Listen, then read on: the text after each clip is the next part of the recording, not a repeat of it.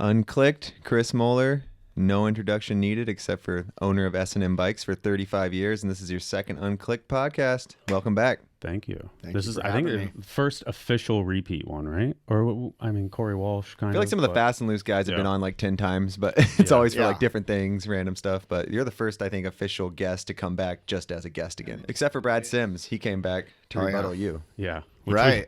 So that's how good your podcast was. I would just like to start this podcast by saying, if you have a problem with anything that Chris says, please go to Chris.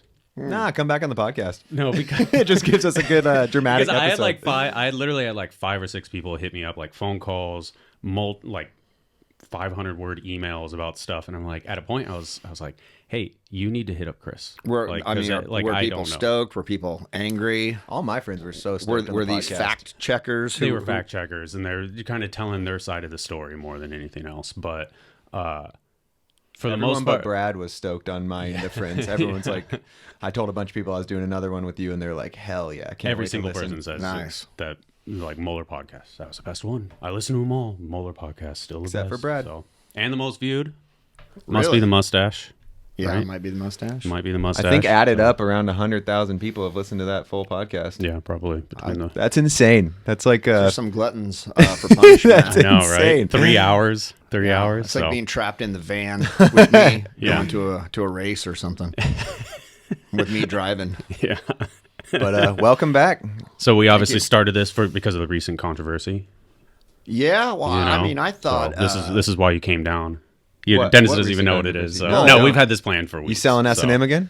Yeah. That's how the last one got started. The sale has finally gone through. Oh, nice. No sale. Well, I thought maybe like a state of the industry was more. No, yeah. I think that's. I mean, obviously, I think we should talk about the Doyle thing.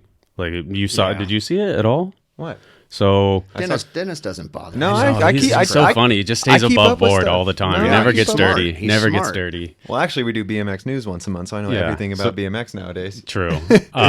There was a podcast, a very short-lived podcast by Montana Ricky, and he talked about how there's an old guard of owners, essentially, that don't know what they're doing, and that instead of paying new riders and getting younger riders stoked on BMX, they are sponsoring old riders. And then he used Chris Doyle and S&M as an example. So that's a little drama going around right now. Yeah, which is... I mean, it wasn't dramatic for me. I just thought it was asinine, but yeah. I like Montana Ricky. It's pretty easy, too, how someone could look in that doesn't fully know what's going on and be like, what? They're paying Doyle this huge contract to get him back on S&M? And, Right. is it like, is that the truth? No, well, I mean, unbeknownst to the public, I mean, all we're talking about is a bike and Some royalties and stuff some like gear that. and Putting a legend on a legendary company. right, like just a sponsorship for fun. Yeah. Well, let that record state then, because I'm sure that's the what he was coming out of. backlash was tremendous, though. Yeah, it was almost a little overboard. Yeah, it was. What, going back Montana- towards Monterey? Yeah, Because I mean, people were they were bent out of shape about it. You got some diehards on your fan base, that love S&M. I called him Chris this Doyle, morning too. and talked to him because I didn't want to just like bash him. I wanted to listen to the full podcast so I could really get this, but it doesn't exist anymore. He literally can't share it with me. And I never listened to the full thing either. I just listened to the little 20 segment seconds, that somebody sent me about that. But I mean, I've gotten in trouble with people lots of times over the years, but I never thought in a million years I'd get in trouble for giving Chris Doyle a bike. That's what I'm saying. Even if you were paying him a nice check, if you're paying Chris Doyle a nice check, even that's still amazing. Like, But dude deserves it. You could, and like, still you but he can't doesn't talk shit even on him. want it. Yeah. He wouldn't even want it. Yeah, because he can't earn it. Well, He's of such a high caliber human that he's like, no, I'm trying to do this And he real has a estate thing. career. Yeah, exactly. Yeah, So, and he He just wants to ride on the side and be a part of S&M. Right, and he doesn't even want the pressure of trying to justify that check. yeah. So he's just riding for fun, and we're sponsoring him for fun. I think Montana Ricky should have left the podcast up because Adam 22 made a career of kind of commentating on BMX. Right. Great intro. Great intro. Just pushing buttons and Exactly. getting people fired up. Yeah, it's fun. That's what podcast can be all I just about. think it's is crazy shit. to think that you're out of touch because you give a legendary guy a bike. That's what they were saying about you. You're out of touch. Well, so I mean, out of touch. You're at every BMX jam, have trails in your backyard. Yeah. You might be one of the most in tune dudes with BMX. Thank you. Well, giving a bike to Chris Doyle, then you're out of touch. And you don't know what's going on, bro. If he looks at who we're hooking up with Fit and S&M, we have tons of little kids. Yeah, yeah. I mean, 5, 7, 9, 11, all the way. Yeah. YouTube kids, legends. From the little kids to Nasty. Legends. Yeah, to Nasty, right. Dudes like Nasty who've been on S&M and Fit. Right. And what's funny about Ricky is he's with Merritt. Merritt sponsors Foster. Well, yeah. Brian's a lot older than Doyle. Yeah. Apparently got fired from Merritt. Oh, really? Yeah. So I don't know if we should be throwing that out there or not. Over this? He said it's not direct. He said it's not directly. He said it's not direct. It's not. It wasn't nothing to do with you or Doyle, but I think the podcast in general and just him being out there in the world and stirring up controversy. And he's a representative of Merit, and I think it may have just been some sort of like catalyst. Yeah, he said it. He said like literally. He was pretty passionate when I talked to him this morning. All right, I'm already talking on all this drama. Yeah, talked to him because I talked to him. I reached out to him a couple days ago to try and get the podcast, and then I got busy, and then this morning I was like, I want to hear this fucking podcast. And so I called him, and so we talked for like 10 or 15 minutes. Was that the first episode of the podcast? Yeah, I think it's just dead in the water. I don't know if they're ever coming. You can't even find it? Can't find it, and I don't know if they're coming back with another one. I think it may have Dude, bring it back. He obviously killed it. Everyone's talking about it. That's a good podcast, dude. Bring it, put that on the air and do another one. Someone lost their job over this. I don't think it's over this, but I think it's the podcast in general. I think it's just the image and being out there and saying, like, hey, this is the Merit rep saying all this stuff. And then, it could have been the straw that broke the camel's back or something. That's what I was going to say. I feel like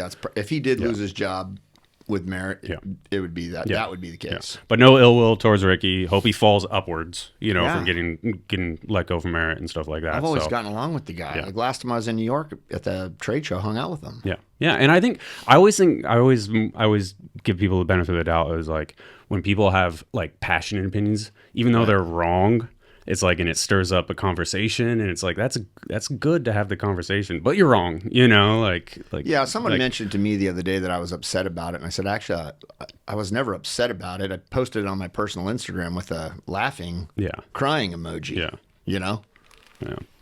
I thought it was funny. I just couldn't believe he would say it. I think he just got confused. I think he said it was just like a current thing, and so that was like the most recent thought he had. But it's like, damn, you can't use that. You can't use S&M and Doyle in that capacity. Like even if the statement is true. I mean, think about over the years how many riders have had paying spots on teams that literally didn't ride bikes anymore.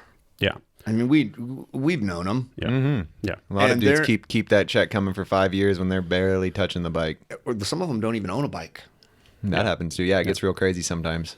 People are that good and have that much marketability where the sponsor wants to keep them until everyone knows they're not riding at all anymore. Yeah, I mean, this isn't a case like that. I think I think Doyle's riding and he's riding better than ever. Yeah, we made beautiful. He's fine wine. That retro Holmes bike with the Doyle, the red Doyle stickers. Yeah. I mean, that got more traction online. I want one, honestly. Than anything we've done in. Does he get some royalties on that? It's kind of like his thing. Well, we haven't actually made it. People just want it. We just made a one-off custom bike that looked like the bike that he rode when he was a You got to sell that thing. It looks so good. Yeah. Now I think we do need to make it. Yeah. We weren't really planning on making it until this happened. But now. Yeah, I think, but I mean, just what you said is like the overarching idea is like it does exist, and what his point was a valid point, but you just use the wrong fucking example. Totally. Like you don't like the relationship between Doyle and S&M is not the relationship. And then the other thing I thought that was odd about it is the idea that everybody's sponsorship decisions are purely based on what's good for business. Yeah, because that's not the case either. A lot of times, as a sponsor myself, I sponsor people because I want to, because I like them. Yeah, yeah. A lot of times it doesn't do anything for business. Yeah, yeah. And sometimes it might hurt business. Yeah, you got to toe that line a little bit, I'm sure, though. You're like, this guy's going to sell some bikes, this guy's not going to sell some bikes, so we sell some bikes right in the middle. Right, but every decision you make is not based on what's going to make money. Yeah. Sometimes in this business, you just do stuff because it's fun and that's what you want to do. Yeah. That leads me to a question I had. A lot of these companies pay top dollar for the top pros, and that's how they kind of make their team. But with S&M, you've had 35 years of success, and you've always just paid core guys a normal salary, and you've never had to try and buy Matt Hoffman or buy Dave Mira to make S&M successful? There have been times when we've tried to do that. Have you tried to get a big guy for a big amount of money? Well, yeah. For instance, Nasty, we actually signed a contract with S&M with Nasty for S&M, for 2 years, and it was one of the the highest dollar amounts we'd ever paid anybody, and it was kind of based on him doing that television show.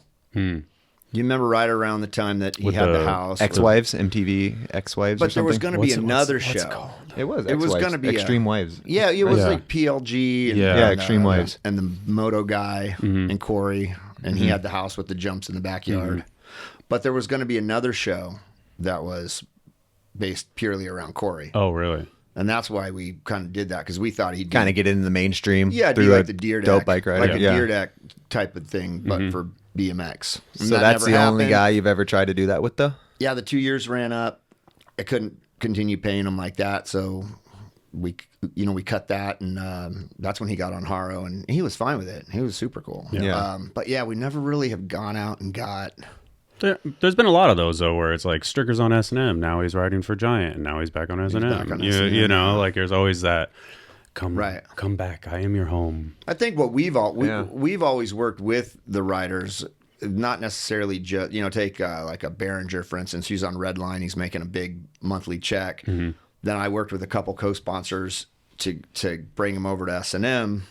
We couldn't pay him as much as Redline was, but we kind of bundled up some other co-sponsors, and then we kind of helped get him a little bit more, I think, core respect, sort of. Sort of like with Hucker too. So, we have a little something to offer too. Yeah. So, because S&M, as far as like image wise, it carries its own image and its own aura and stuff like that. So it is. So when you're on, when say Behringer or Hucker on Redline, they're just as good as they are when they're riding on S&M, but they don't get looked at by the same people. In the same way. Yeah. And I feel like with both those guys, they come over to S&M, and then, Hucker starts racking up Nora Cups. Yeah. Yeah. But he wasn't when he was on Redline. Yeah. But he was riding just as good. Yeah.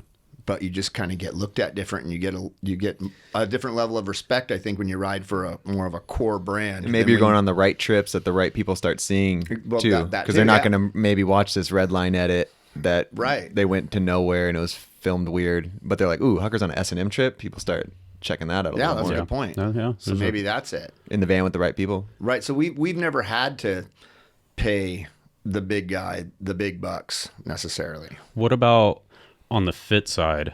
You brought up the YouTube, and that made me think about it. But you have the Caden kid, right? So how does something like that work? Like, how does that kid? I'm sure you guys are. I would assume you guys are paying. From Oregon. Is that Caden? 2 million YouTubers, right? YouTubies. Yeah, Caden Cernius. Yeah, and he obviously kills it, but his main thing BMX. is Caden BMX. Yeah, is covering. Yeah, I just heard this the other day that he's on Fit, and I was like, that's interesting. Has been for a long time. Yeah, he really has. Yeah.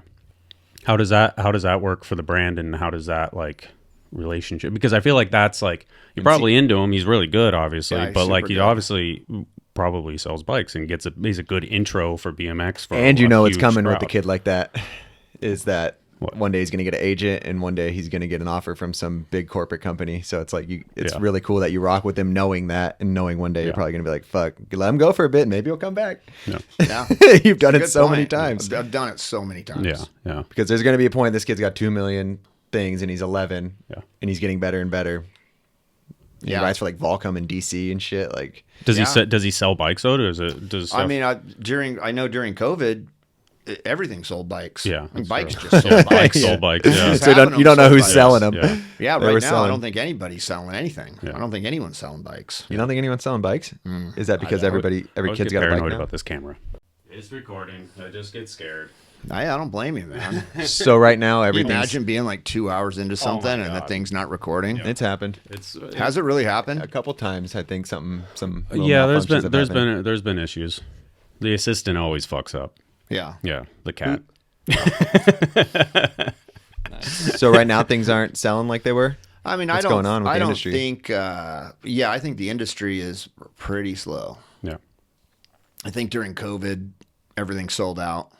Then people, panicked and purchased as much stuff as they possibly could. Remember, we were talking last time I was here about seats, not being able to find a seat. Yeah. Well, there's some seats now. Everything's So in now. people panicked. They purchased all the brands, purchased as much stuff as they possibly could. It didn't come. It didn't come. It didn't come. And then boom, it all showed up. Yeah. And now the bike shops are stocked up. I think everybody that wanted a bike got one. And now the brakes have just kind of gone on. Yeah. So that now everything else is opened up. And the bike is, sitting on cobwebs and goes on Craigslist or whatever the bike does, So But it is crazy. I've seen more kids on like complete bikes in this area, especially than I ever have in my whole life. I mean, like, almost every day definitely I'm seeing helped. a new kid on a complete bike. Like, damn, BMX is huge. But I'm like, where do these kids ride? Because there's only one shitty skate park. Yeah. And Well, they don't I think look like there's street a ton riders. of bikes floating around on that sort of offer up Craigslist kind of Facebook marketplace world. Yeah. I think that's where there's a ton of bikes floating around. And these are kids that are selling the bike because they got a flat tire. Yeah. Yeah. And they've got it listed up there, for sale because the wheels broke in. And they're all back in school with all their things they do. And they're like, I wasn't really a bike rider. I was just doing this when I didn't have school for 6 months. Maybe. Yeah. Maybe. What, using the seat example, is somebody said that recently that you put in this order with Velo, right? That's a seat manufacturer. That's and then, one of them. And they were like, yeah, we have like a 3-year or year and a half like wait time. And then they opened up like 3 more factories because they had all these orders. And then they just delivered this massive amount of seats. Yeah, and I think there's 2 big parts to the problem. One, I think people like myself order, let's say I order quarterly, and I want to get X amount this quarter, X amount this quarter, and so on. And then they don't deliver until now they've put them all together and they've delivered them all at one time. And you never wanted 2 years worth of seats. You wanted 3 months worth of seats. Now you have 2 years worth of seats. Yeah. And not only that, the cost of shipping them over in the container went from, $2,000 a container to $20,000 a container. No way. 10 times. 10 times. In No some cases, way. more Because than 10 of times. because they could. I mean, Yeah. I think it's a case where, it's like gas prices. yeah. They just did it because they could 'cause do they it at the could. time. Yeah. People Because were everything's going up, Because so- we would pay it. Yeah. And what are we going to say?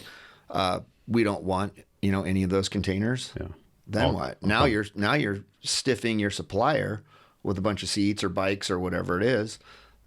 They need to get rid of them. So the ocean freight company kind of has you. By the balls. Yeah. Yeah. What? But then those prices get worked into the retail price of the bikes and everything else. And now everything's, a lot more expensive than it was. So how much?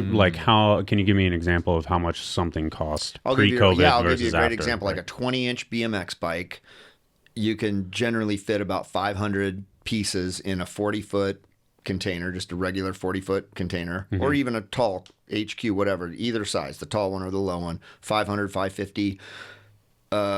Your ocean freight was about $5 a bike before all this.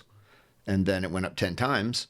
So that's about $50 a bike. And every dollar that we pay on that end ends up about triple at retail. So that $45, $50 increase in ocean freight just added $150 to the price of the bike. The customer, the retail customer's portion of that went from 15 to 150. Yeah. So now your $400 bike now costs $550. Same bike. Same bike. Damn. Wow. And you see that in complete bike prices. Yeah. I mean, they went sky high. And not only that, the bikes themselves went up about 10% during all this.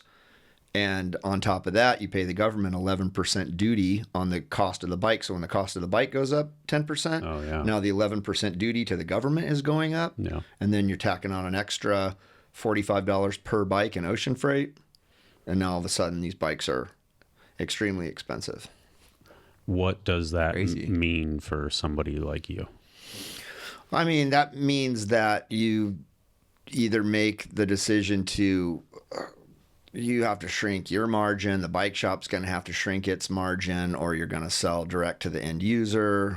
Something's got to give somewhere. And So do you just eat half of that? Like, so the end user gets $150 upcharge, I guess, essentially. So do you just eat half of that? And well, I mean, in my mind, prices did go up based on the ocean freight and the cost of the bikes, the complete bike.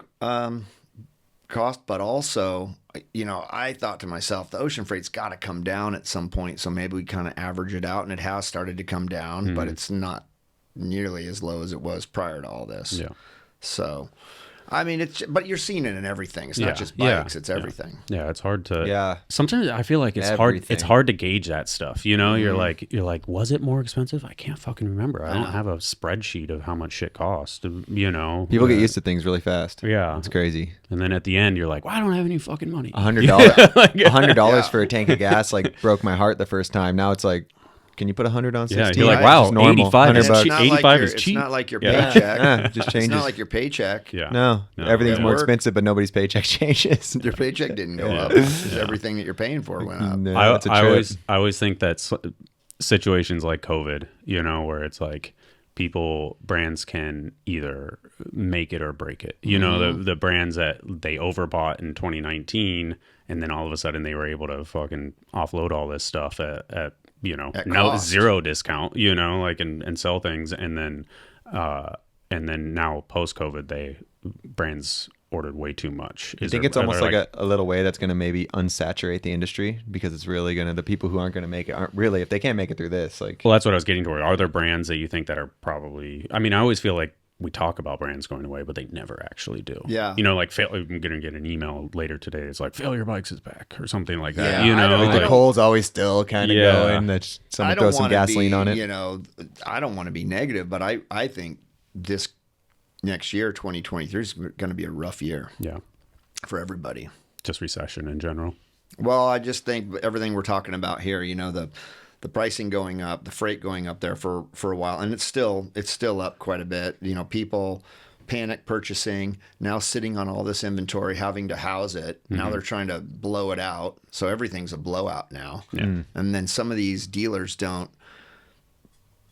they're just blowing out everything. I can see blowing out stuff that's difficult to sell, but you've got dealers that are just blowing out stuff that they don't even need to blow out. So like certain stuff still sells really well and it's sought after, but then other stuff is going to be a harder sell. And during this, panic purchasing by the brands, what I'm talking about, also happened with the bike shop. So I think a bike shop used to be let's say they're a Haro dealer, they're a Fit dealer, they're whatever, and now all of a sudden they can't get that stuff during COVID, so they just bring in a bunch of off-brand bikes, some brand that's out there that doesn't have a team or doesn't do any marketing, Elite or something. Yeah, that's what I was thinking. I'll say it. I don't give a that fuck. kind of thing. What is Elite? Like a company nobody knows about that gets in the bike shops? Literally, Ricky rides for. Oh, does he? Yeah. Oh, well, there you That go. is what's crazy in BMX. There's companies like that where you're like, who the fuck owns that? Well, no, where did it come from? Like during COVID, this happened. I had a dealer pull into the parking lot in his big truck, and I could see him out of my window, and he was coming over to pick up some Fit Complete bikes. Yeah. And he's got a whole truckload of those things. Oh, so I go down there and I go, man, what are you doing? What kind of fucking balls you got? Well, I just said, what are these things? Why are you getting these things? What's the point? And he said, oh, well, they're pretty much spec just like all the other bikes, and they're way cheaper and blah, blah, blah. I said, yeah, but it's like who are these people? Yeah. Why are you doing this? And then he's got like 40 of them in the back of the truck. Where do they come from? Well, the company must be near us because he went over and picked Will them called up, him yeah. and then came. So he must be in Southern California. So I don't know anything They're about just this these. company. I He don't just know. lowers his prices a little bit more than everyone else. Well, he's a bike shop guy, and when a kid comes in and wants a BMX bike, he's just gonna sell him a BMX bike. Yeah. Yeah. Which, for me, that's the thing that kind of gets on my nerves a little bit. Is that if I were a bike shop, I would pick maybe 3-4 of my favorite brands, Yeah. and I'd go in hard with those 4 brands. Let the kids get on cool shit and get them actually into BMX rather than some bullshit that's going to break and they're over it. Yeah, you don't want to go into the bike shop and have the bike shop feel like a swap meet. Yeah. Just all kinds of random stuff everywhere. Like it'd Yeah. be cool if the riders had posters up and there were banners up and you had the full range of that particular brand's Yeah. parts. Show them how cool it is. Like there's an image to it and marketing and Right. there's life behind these brands. Like which Elite, there's literally nothing behind it. I've Right. never even Look heard at of it. And this, I'm super I into just it. was just curious. So it's a I just went on OfferUp, typed in Elite BMX, like There you go. $230, brand new. This one's looks slightly used, $165. This is just local. They just look so terrible too. It's like, that's not what you want to be. I mean, there's always going to be those style bikes, but they kind of they have the illusion to the person that doesn't know that, like, look at this. Well, it's for me, it's the difference of, you go into a Vans, shoe store, and it's cool. Yeah. You go into like a Payless shoes, and there's just a bunch of shoes. Yeah. I mean, that's the difference. Like, I think bike shops should aspire to being more like a Vans shoe store. Support the lifestyle. The lifestyle. What it's all about. Exactly. Yeah. Not a Payless. Is Payless even around anymore? I don't know if that's a thing. Probably, but there's I know you're talking about little shitty shoe stores that. Yeah, it could be anything. It's a great place for, like people who really can't afford it. That's awesome. Like, they really will never get something, but they can get these shoes or that bike. But so like a brand like that, like a big box, I guess it's not even a big box brand. It's like a kind of just a drop ship brand or something. So I'll tell you a funny story that happened like a few weeks ago. I go into this because I think the retail end of it is part of the problem as well. I feel like a lot of retailers they want that money to just magically appear in their store. They're not having to do that much to make it happen. They're just kind of sitting there waiting for people to come in and give them money. And then when they don't give them money, they get kind of bitter and upset about it, And then they get upset that people are selling stuff mail order direct to their customers, or they're selling to a source or to a Dan's Comp, or, But if you're not doing anything with the retail and there's no character there, like, you want to go into a shop because you like it, people are hanging out there, it's cool, they'll fix your bike, you hang out with the people, there's like, we're gonna go ride the rail in the front or the ramp in the back. It's SD Wheelworks. You want to go into SD Wheelworks, like that's the shop you want to go into. So anyway, shops like that. I go into this unnamed bike shop the other day, and they've got one BMX bike, complete bike, and I'm not even talking about aftermarket parts because that's a whole nother. I mean, that's way beyond a lot of these shops. Like, that's way outside their comfort zone. The frames, the forks, the bars, the free coasters. Yeah. That's way outside. That's got to be, these aren't shops you're talking really about. difficult. Now I'm talking about like mom and pop shops, where know you would nothing go, about you would, this shit. but a kid would go there with his parents and feel good about buying a bike. They know the brakes are going to work. They can bring it back in for service, et cetera, et cetera. So I go into this shop, one of these shops, a regular bike shop, road bikes, mountain bikes, whatever. We've got one fit BMX complete bike in the rack. That's it for BMX bikes, just one bike. So I go in, and I hadn't been in the shop in years, and I asked that guy, I go, hey, what's going on? Like, well, you've only got one bike out there. And he says, oh yeah, BMX bikes don't sell. I said, really? Like, not at all? He said, no, they don't sell at all. So I got to talk to him about that for a while, which was, which was a little weird, but he's only got one bike. And I said, well, you only have one bike, and it's a full-on street bike, 4 pegs, 4-piece bars. It's, maybe you need a more entry-level bike, like more of an all-around bike, or maybe a trail-style bike, or why don't you put an 18-inch, a 16-inch? Yeah. We should do some other bikes out here, He says, oh, they don't sell. So he's just dead set on BMX bikes don't sell. So I got frustrated with him a little bit, and I kind of walked over to the shop, and I was going to talk to the mechanics, and I noticed about 20 BMX bikes in boxes in the back. They haven't even pulled them out of the boxes. And I asked that guy, I said, what's going on with these bikes? And he goes, oh, well, like you said, they don't sell. I said, well, they're never going to sell in the back of the warehouse in these boxes. You got to take them out of the boxes and build them up and put them out front. And the guy said, oh, there's nowhere to put them. I said, well, there's an empty rack right there next to the other fit, next to the fit. And one of the shop guys goes, yeah, there was another fit there, and it just sold a couple days ago. And then I'm looking at the other guy, thought they didn't sell. And this guy said one just sold a couple days ago, and he's got 20 bikes in the back in boxes. Yeah. Take them out of the frickin' boxes, build them up. Kids come in, they get stoked. They like the red one, the chrome one, whatever. The kid wants the bike, and then he tells his parents, he saves up the money, whatever. So being a retailer, you just need to put some effort into it. Because why would somebody go get that bike there when they could mail order if there's nothing there for the person to come in? I say to the guy, like somebody that owns this shop, or it was a chain of shops actually. Somebody that owns the chain of shops has paid for these 20 bikes, or hopefully will at some point, because some of them were ours. Yeah. It's why do you even have them? Like, why are you bothering to have these bikes? You know? Yeah, why? And the guy says, well, if somebody comes in and wants one and tells us they want it, we'll build it up for them. Why would they do that? Like, that's outrageous. Why would they drive to the shop to tell them that when they can go, boop, I want this, comes to my house. Boom. Don't even have to leave. It'll be here in 2 days. And you build Or, the whole or bike they yourself walk in around the 10 store minutes. and then they go, oh, okay, I'm out. And that's So that's where That we're could at. happen too. Yeah. One of those options, they're not going to be like, you got any bikes in the back? Like sometimes. you don't have Yeah. any BMX bikes in the front. Why would you have them in the back?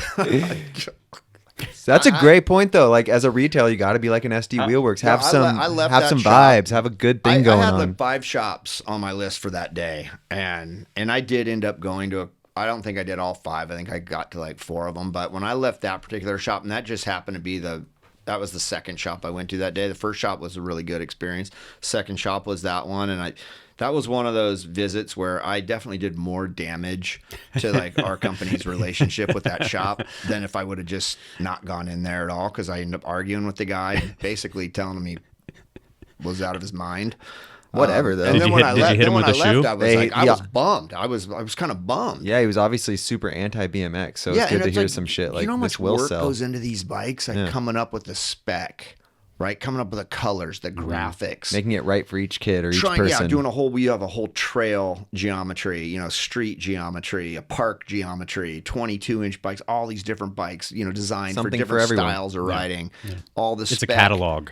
Yeah, But he's you got have this different one street sizes bike of right them. there. Like, this is BMX. If you don't want it, get out. Yeah, you have like smaller top tubes with, bars and crank lengths that correspond to the frame. And then as the bike gets bigger, the bars get bigger, the cranks get bigger. So much work's going into all these bikes. And then these knuckleheads don't even want to take them out of the box, let alone explain any of that to anybody, because they don't sell. Yeah. It's just, Yeah. that's kind of where we're at. Cart horse with type that. thing, or like you can't hold somebody's hand like that, Like You ever it's thought about never- like having S&M retailers, like how Trek has Trek stores? Well, that's a great point. I mean, and those Trek stores that's a big problem for BMX too, because when Trek buys your store, Trek kind of gives you a bunch of credit, and then you end up owing Trek a bunch of money and you can't pay Trek. And then Trek says, hey, you can't pay your bill. We'll just kind of take over your store. Now that ends up being a Trek store. So that happens all the time. That's what happened? I thought they just set up their own shop. They take existing shops, and I'm not saying that's how they get all of them, but they take existing shops and then they turn them into Trek stores. Never knew that. Yeah, they're not going in and like Just setting it like an Apple store. There may be an Apple store or a Starbucks kind of scenario happening, but for the most part, they take, Joe's Bike Shop that's been there since 1980, and then Joe's Bike Shop when they're becomes struggling. Yeah. a Trek Store eventually, superstore. and everyone forgets it was Joe's. Yeah, it's a Trek Superstore. Maybe that's now. what happened, because I've just seen these Trek shops, but I never And seen when the it becomes the transformation of Trek them. Superstore, they also can't order from their previous supplier. So we've lost dealers. We lose dealers all the time to that.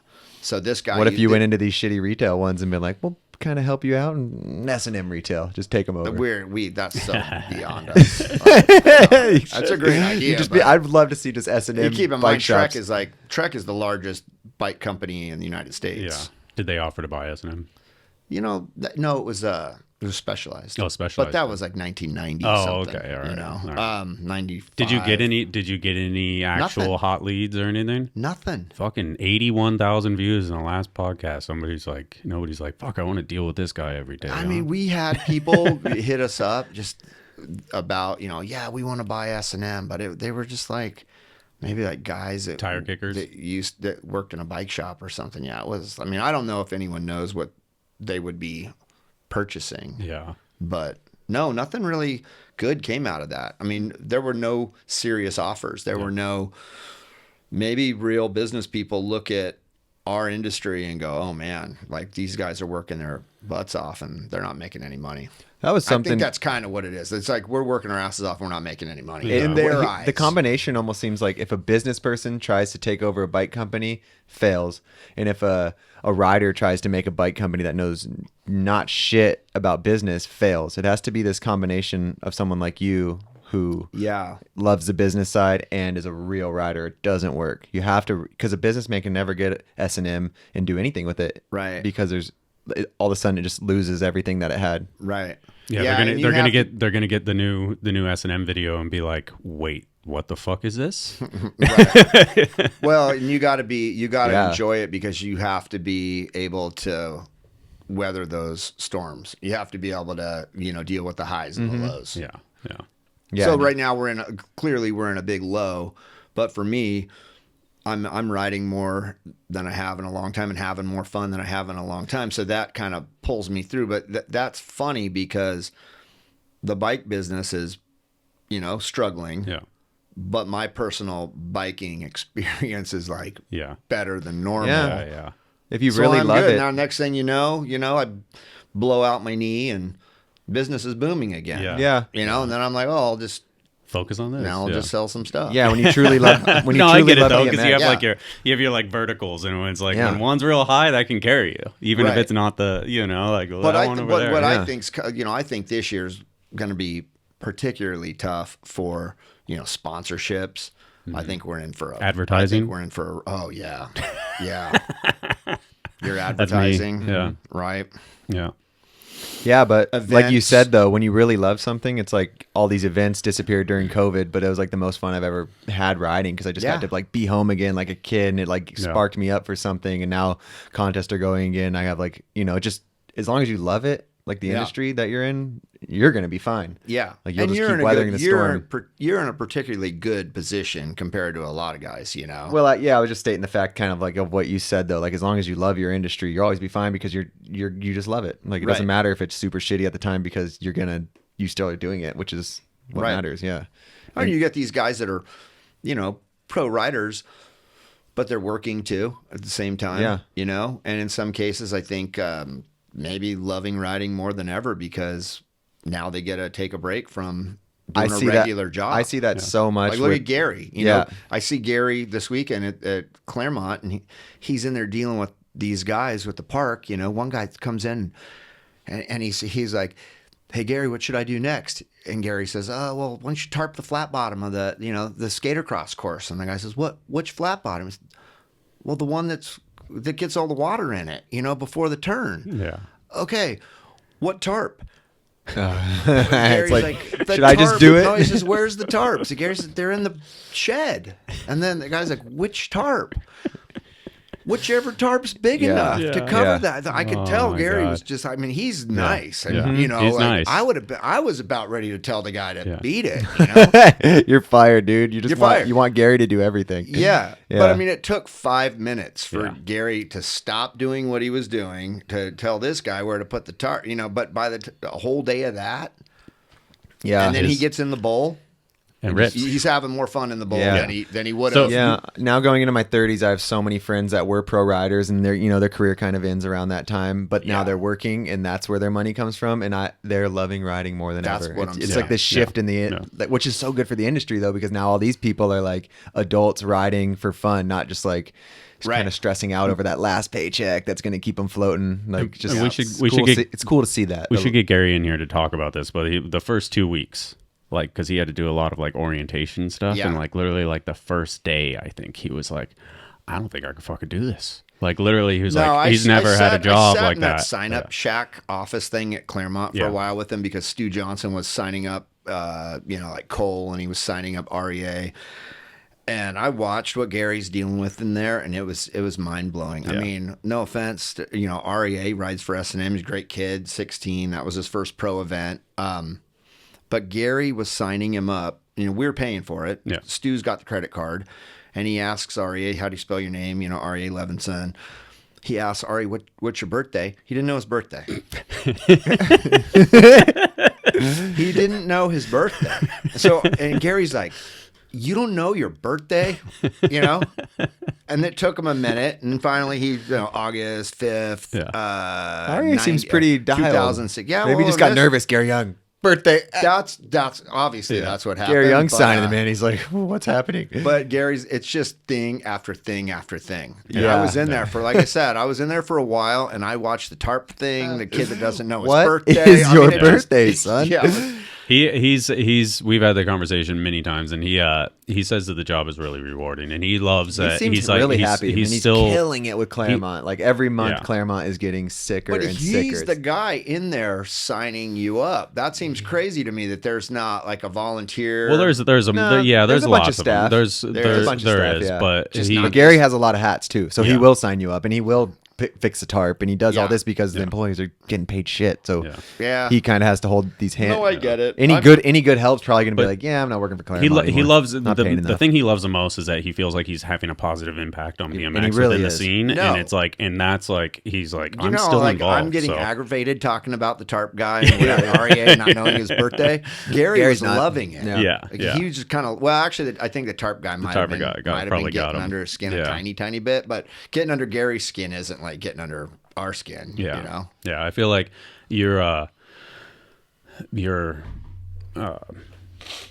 bullshit meter is a little less Yeah, tolerable than right. Gary's. Yeah, so Yeah, he'll just have fun with you. Yeah. You know, and he was, but you know, my point is that if you're able to, you know, work a job, still keep some of your pro rider benefits, you're going to have a lot more fun, you know, riding your bike after you get off work, like you said, doing some normal job. yeah, yeah, You know, so I think there's going to be a lot of that happening next year. Totally. yeah, Yeah. Unfortunately, what? Yeah, but unfortunately, but at the same time, it's a huge stress reliever for people to have financial stress gone and, you know, working some other thing so they can just, when they're riding, it's just peace and meditation. Yeah. The riding for a job thing fucks with people, man. Some people, I know. most people can't handle it. And it's almost I like know. better, just like, damn, you should. And when you take it to that Some next people level, really can. Some people when cannot. you take it to that next level and, you know, you get the Red Bull helmet on. When you show up to the skate park and you look like, all right, I'm a pro, but you'd feel weird not being pro. And then, I can't even imagine. I mean, if you got that helmet on, Yeah. I know with Hucker it was like that. You know, you've got that Red Bull helmet on. When Hucker stopped wearing the Red Bull helmet, I saw like so much joy That's what I mean. come back to him. It was just like, you know, he Right. lost that check, Like he but he was exhaled. like, fuck, man, I just have a black helmet on now at the trails. I'm not Right. that guy anymore. Right. That's what Then he's Sergio. That's what riding like the Red Sergio Bull said guy too. still, you know? I know. Yeah.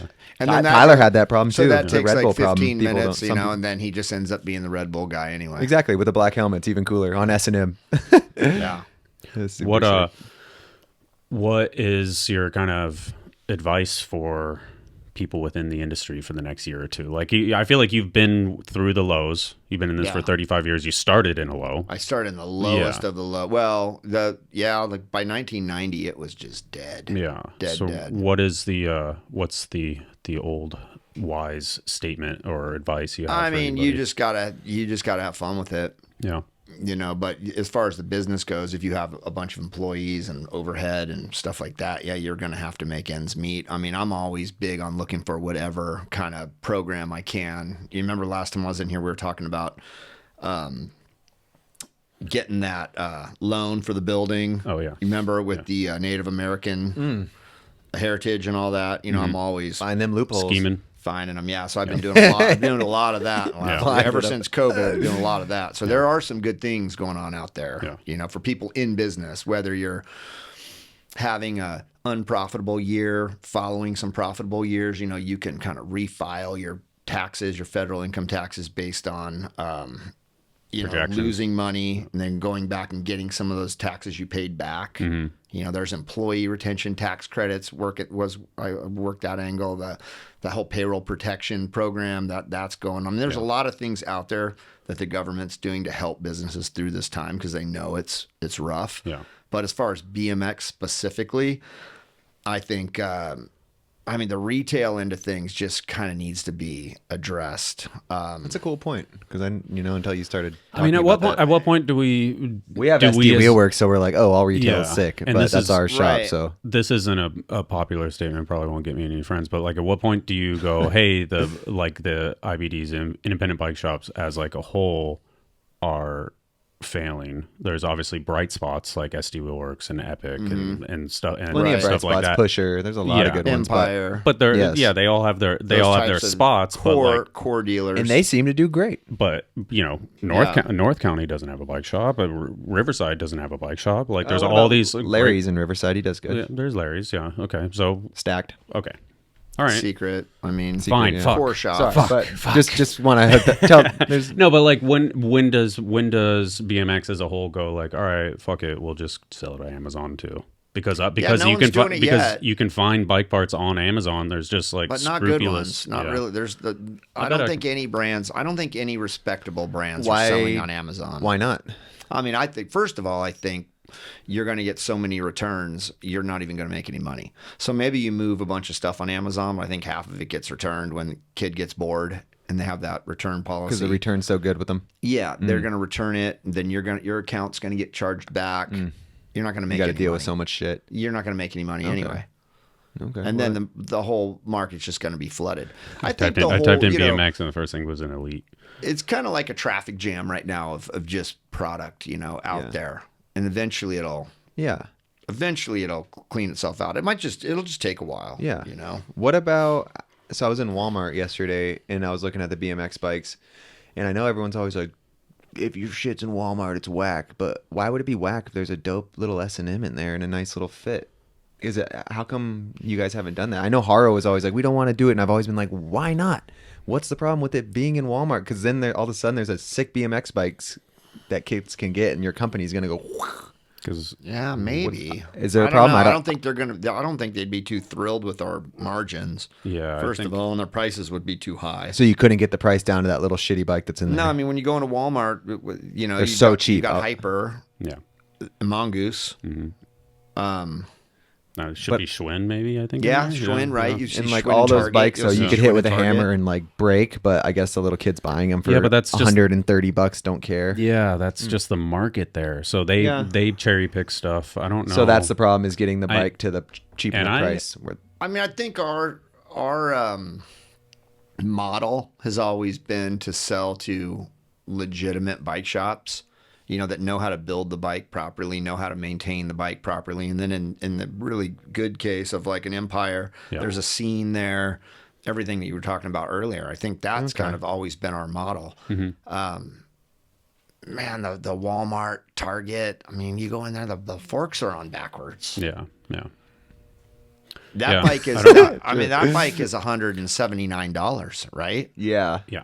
That's a whole different scenario. And I've heard basically that essentially that Walmart is a bully as well. That like, hey, your price is too high. You have to fucking lower the price, make or you just do what they want. and it's like stuff like that where it's like, Okay. all right, we're making fucking $6. That Like answers stuff the like question. that. That answers the like, question. Like off of selling, but they sell however many fuck ton of bikes, so they make money. Yeah. Like I Right. don't know. I mean, in my opinion, You just don't want to make a shitty enough bike that even gets in there. So what's the point? yeah, not Yeah, really. that's the Like answer I to don't the even question want to I go asked, I down. think. I don't even want to be down in that. I don't even like Okay. being in the sub about, like- $400 price point. Really Cool. That's a good answer. And- But if you don't have people out there that are able to sell your product, then you're selling it yourself, or it's always showing up in a box, and the rider's going to have to build it themselves, and they're going to have problems with it. So I don't know. I think in a perfect world, these shops would just stop carrying a bunch of weird, whack brands, and they would just focus on core brands that have good products and have a wide range of parts and accessories, and they have teams and they sponsor events, and just core brands, not all these just weird brands. But that would be in a perfect That is, scenario. but that's the perfect way to do it, because then the retailer gets to deal with genuine BMXers who care, instead of these shitty companies that they have no relationship with. And I Right. feel like those are the retail shops that are going to die, because they're and just probably selling bullshit. probably don't have good customer service. If somebody buys a Fit Complete bike and they buy it from their local bike shop and they have a problem with it, they can call us. Yeah. And we can Fix help it, them. We good. got a guy that just does that. If they call, brand X, they don't have a guy. That brand is a one guy. They're like, I don't know. Works out of his house, and once he unloads those 30 bikes to the guy in our parking lot, that guy's on his own. Yeah. There's no number to call. Oh, he got them cheap. He's going to get a good margin, whatever. But that's it. Yeah. So I don't know. That seems like part of the problem to me. But Yeah. I didn't even think of that until today. It makes sense. Circling back to kind of the Velo seat example, like the person that was telling me the info recently was also saying that brands are kind of doing like BOGO, like buy one get one type stuff, and kind of racing to the bottom and discounting stuff because they do have so much stock. How is that? Well, I mean, you get to a point where you've got X amount of dollars in inventory, you know, maybe in the millions for some brands, and you don't have any cash. Yeah. You don't have any money in the bank. So how are you going to pay your employees? How are you going to pay your suppliers? Yeah. How are you going to pay your team riders? How are you going to pay anybody? Unless, do they want a seat? Like, can you imagine the pro riders? I was like, oh man, what are you getting? 60 seats a month. That's the new deal. Like, we'll turn you pro. You get 60 seats a month. You know, it's a new currency. Yeah, like cigarettes in prison or something. You know, everyone's just going to get paid in seats. Way too many seats. Yeah, way too many seats. From what I hear, that's actually a valid. There are so many seats that's actually possible. Well, it's not just seats; it's everything. Yeah. And then last time you were in here, you're like, if you need stuff, stock up. Yeah, you gave bad info. Then. No, you said that stock wasn't up. bad info. Wasn't a bunch of your guys like, all right, Moeller, like I need 4 frames and this. So did you buy it? Like, did you overbuy? I guess. Oh yeah. Okay. Yeah. How much shit are you sitting on? A ton. Like millions. Yeah. Wow. But I think a lot of people are. Yeah. Yeah. Do you have? I mean, but you have like the fortitude and the at least. Well, luckily we have the credit with the bank, and we have assets that we can borrow against if we need cash. But a lot of people that don't, like if you're renting your building, can't borrow against it. Yeah. You can't borrow against inventory. Yeah. Banks don't want to loan you money on inventory because they know that. All right, I'll trade you 3 seats for $1. Because you could say that it's all current and you're definitely going to sell it, but they don't buy that. Yeah. So really, they're only going to loan you money against fixed assets, real estate, equipment, stuff like that. We have that. So we have credit. So we can remain, liquid enough to keep everything rolling. But I don't think everybody's to weather the storm effectively. Yeah, I don't think everybody's in that boat. So if you don't have those a lot of assets companies to are borrow just people against, renting a warehouse and that's it. Yeah, so now you have to turn that, like they say, you got to turn the inventory into cash. I have a funny question because last time you talked By about any how means you got necessary for some people. Yeah. And that's why they're, like some of these shops, I was talking to Tom at Empire the other day, and he just gets real annoyed with all these retailers because they're blowing out everything. Mm-hmm. And a lot of times they're blowing out, like I said earlier, they're blowing out stuff they shouldn't blow out because they don't really know.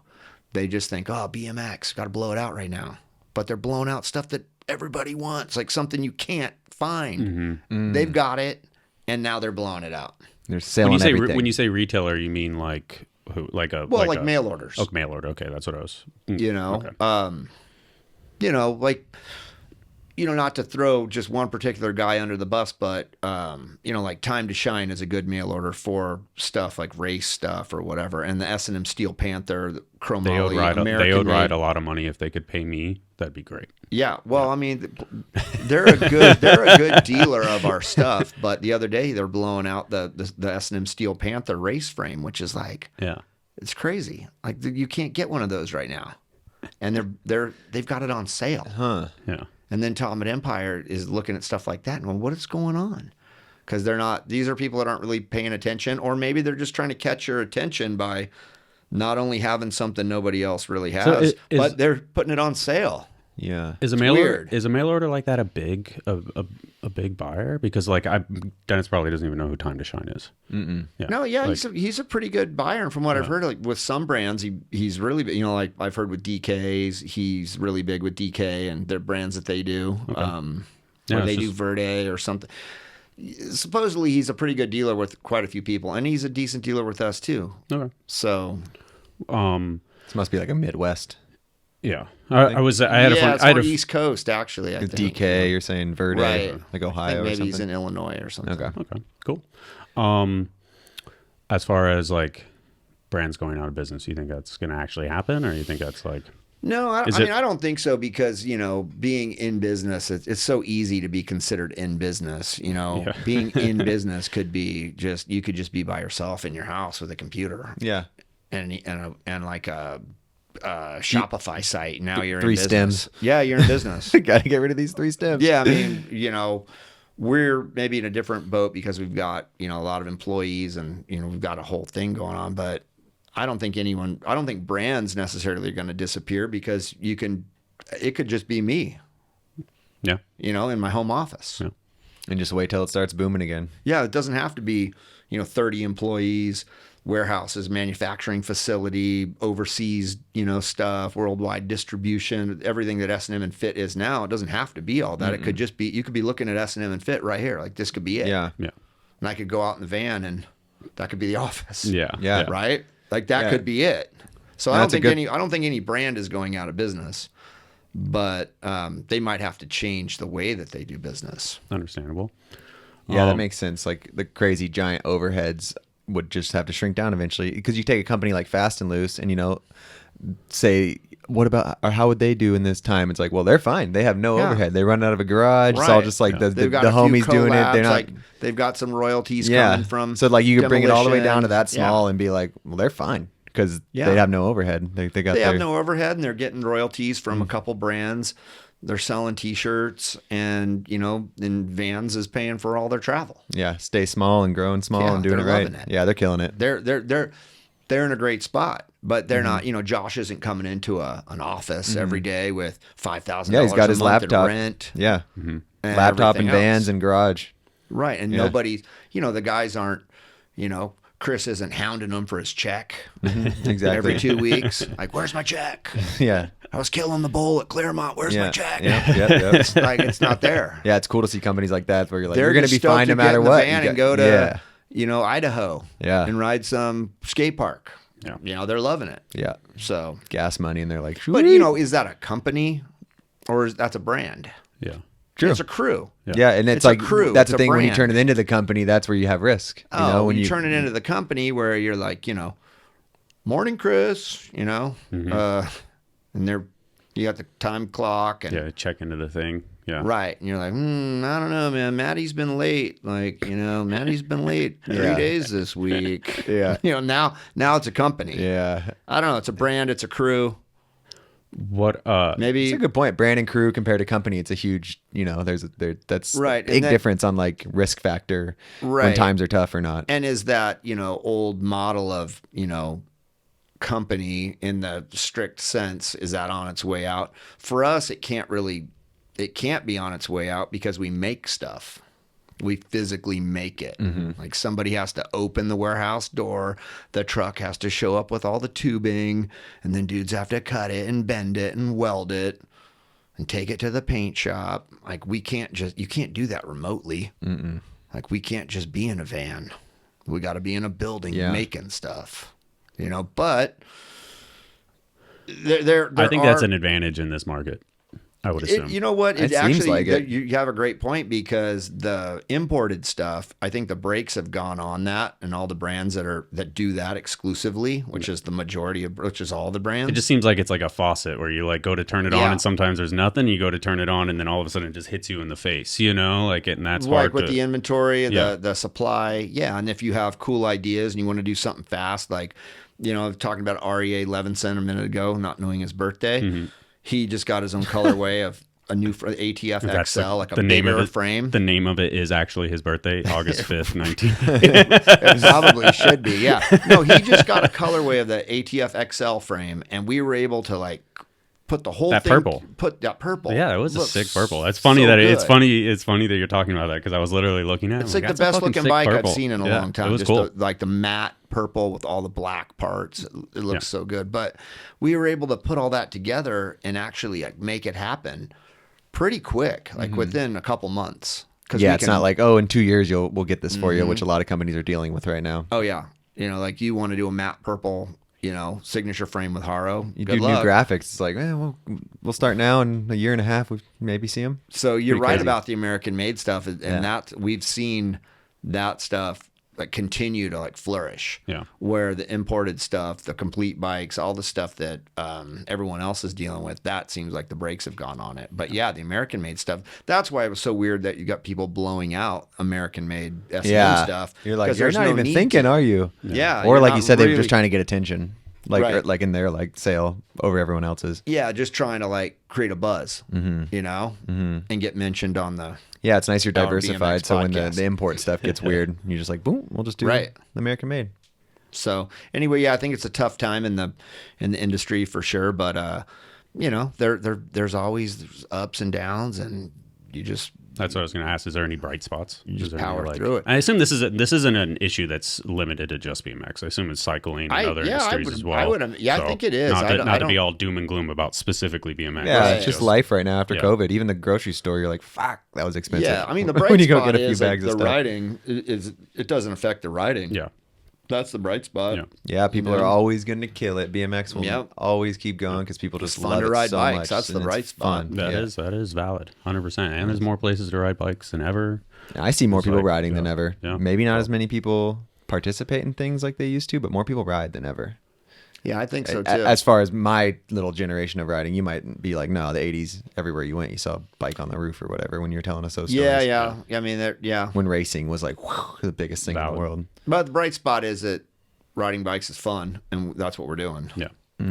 Last podcast, a part of the big conversation was you were looking to not deal with the minutia bullshit of like responding to Instagram comments and Right. and you get back to like focusing on the stuff that only you can do, and it has that. It's Right. been how long has it been since the last podcast? Jeez, a year I think it's and a been half? close to 2 years. Yeah. It was in the middle of COVID. I Have feel you like. have you improved? Yeah, I think so. I mean, I'm working more from Colorado now than I am from California, so I'm not. All that's a done deal. You know, I got my own spot that I ride by myself. Yeah. Yeah, I'm just out there by myself. So yeah, I don't have. It's any funny of that. because in the podcast you're like I'm moving back to California. Yeah, and then I It was like- did. I did, but then we decided COVID to just got flip worse it huh? again Yeah. and do.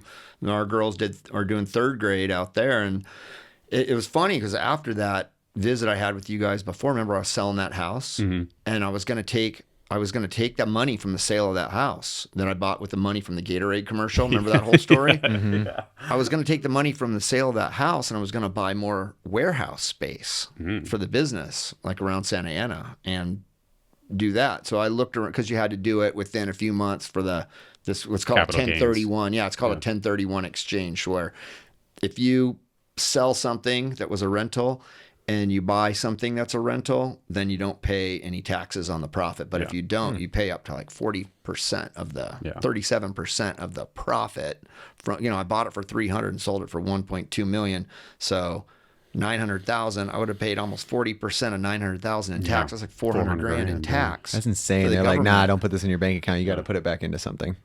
Basically, they fuck you over. So that I bad. wanted to put it into another similar property, which would have been a industrial rental, which I would have rented back to S&M in Santa Ana. Couldn't find anything, and I think I had 90 days to do it. I couldn't find anything. Was everywhere looking for a stressful. warehouse. Yeah. Couldn't find anything. So towards the end of it, I told my wife, I can't find anything. I said, you have at it. And so she bought 18 acres in Colorado on a river with a pond. Dude, I saw that. And then it's what's called a agricultural property, so there's no property tax on it at all. She has a pumpkin patch out there, which we did our first harvest this year. So we grow pumpkins.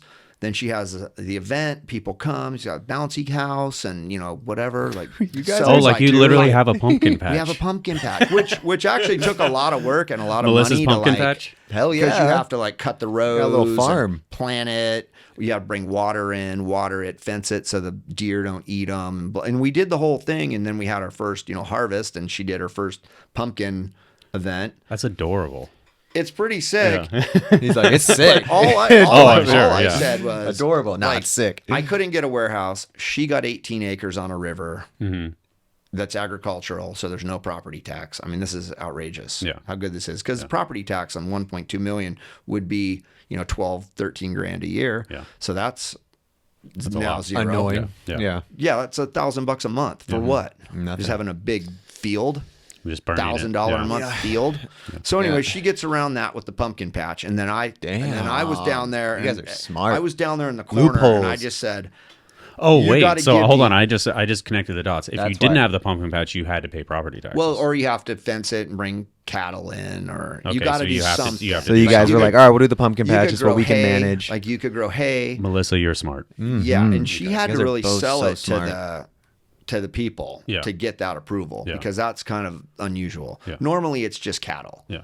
So you just Pumpkins and you dirt fence jumps. it. You bring some. You write a lease to some rancher. He lets his cattle come out, eat all your hay, your grass. They eat the grass, and then at the end of the season, he puts them in the truck and takes them out, and then you're agricultural. But I didn't want to deal with all the barbed wire and all the fencing and blah blah blah. So she was like, pumpkins, and she wanted to do a pumpkin patch anyway, just for her town because in that tiny town they didn't have one. So now they have a pumpkin patch, which kids love. I mean, look at the one on the side, right by the YMCA, by the like by the skate park over there, off the 5. There's that huge one.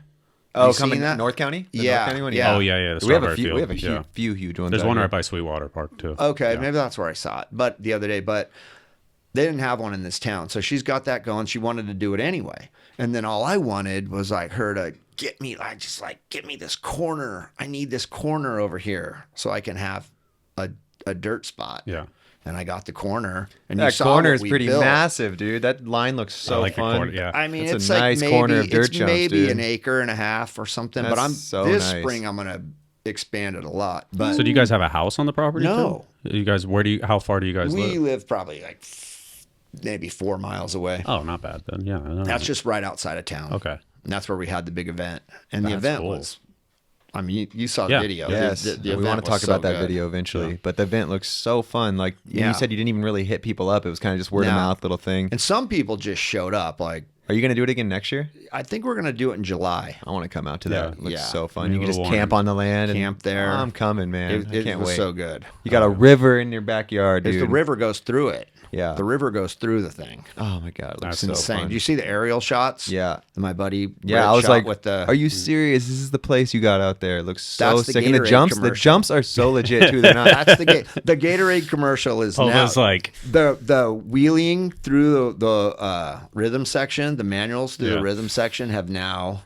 turned into a pumpkin patch. turned and some into a trails. pumpkin patch and some trails. Yeah, but it took, what did it take? 25 years. But just good 25 decisions. years to happen. Good decisions. Yeah. Well, that was Melissa's call. I would have just bought a big concrete box in Santa Ana, but Didn't you? So luckily there wasn't any available. Fuck yeah. Because this is way better. Way better. And last time I saw you guys, we were moving back to California, and then after all this, we were like, oh, now we're going back to Colorado. yeah. But now you have Colorado and Yeah. Now you have a spot in San Clemente too, right? San Clemente, yeah. So you just come out here for weekends. Well, we're with here the family? this week to go to my dad's house in Thanksgiving. Fallbrook for Thanksgiving. Yeah. So you can just come out here. You come out for business all the time. I come out like every 4 or 5 weeks. Yeah. So what's your day to day for S&M? Like, is Well, there? my daily routine's pretty much the same. I pop up 6:30. I got to help get the girls ready. I take them to school or take them to the bus stop, and then I come back to the house. Work on the computer. If it's rideable, I'll take off down to the spot for a couple hours and sweep, maintain water a little bit, and ride, and then head back to the house, do some more work, and then by 3:30, go pick the girls up and bring them home. Scream and yell at them while I try and do a few emails, and then that's a day. Don't touch that. Don't touch that. Go down, hit the ramp. I got a little mini ramp in the barn, so go down, hit the ramp in the barn, and That then, was in the video too, right? Yeah, Okay, cool. at 4 a.m. Sick. It was wild. Yeah. So by the time this podcast comes out, the video will be out. You're saying it's dropping. tomorrow? video comes out Thanksgiving, which is tomorrow. So Cool. Oh, And this cool. this podcast will probably come out next week after. Yeah, Thanksgiving. Monday or Tuesday. Tuesday. Yeah, I video's switched the out name Sick to now. Switched the video. day to I love Tuesday. it. It's like- Colorado vacation. When Stu sent it to us, I was like, 48 minutes. Is this right? And Right. Went by I quick. didn't want to put it down. Yeah. I was like, when it ended, I was like, that was so. It was like props 2022. Yeah, because it's Stu. Stu killed it with that, Because man. it's Stu. And he also, we haven't talked about, he killed it with the dirt video you guys made too. Oh yeah, Dirt Rules. That was. I haven't seen you since then. I went to text you, but I don't have your number anymore. Yeah, you had I changed my number. I thought you But that disappeared had on a me. lot to do, I think, with the spot too, because when I went out to Clint's house last October, Yeah, you even said everyone should have a compound And in then the video. then we did. Oh, Everyone yeah. should have a compound if you can make it happen from a Yeah. Gatorade commercial. Is that where you got yours? Yeah, Gatorade commercial. Actually, same thing. Is that right? No, Rockstar. Wait, didn't you ride for Gatorade for a minute? No, I'm thinking Nah, of just Christian Nigel. did, and then a bunch of homies were on the float. He thing. rode for beef jerky. That's what I it did was. ride for a beef jerky. Yeah. Already. Yeah. Stu, Yeah. what a pillar of Yeah. BMX. Lucky. And We're lucky just- to have him. We are lucky to have Yeah. Stu in BMX. He kills it, Um, and he hasn't done a podcast with us. I know. Gotta It's have funny him. because he said I just took him to the airport yesterday. He's been out here all week, and he went home yesterday, and he did mention that there was a possibility he might be on here someday. We were Yeah, just talking no. to him about it. He's always here doing so much work that we feel bad hitting him up because Yeah. he's well, always it's funny working because out it was here it was usually. separately. I talked to him on my own, and then you put it in the text message to him. The group I mean, message. can that we had, get him and I to was sit like, somewhere for 2 hours and not be working? He might start filming us. He might. Or he Stu, might, you are not the assistant. Yeah. Just sit down. he might be Oh, editing. man. Yeah. He might be editing while he's talking to you. It's the guy who does the best interviews in BMX. We Yeah. get to interview him. It's going to be amazing. Yeah, it's always like, oh, man, how does he get them to say that crazy stuff? It's like, because he tells them what to say. He does feed him a little bit. Yeah, I mean, if they're struggling, No, yeah. if they're struggling, he'll help them through. But he makes some good videos. What is Stu's role at S&M now? It seems like he's taken over a lot of projects. He did a lot of work with us back in like maybe 2012. Right around remember Holy Fit. He made Holy Yeah, Fit. okay. And then shortly after that, he got that X Games gig. The Doing real that for a while. and that just had him That was a year-long thing. locked up Yeah. for a long time. Yeah. And then that eventually wound down.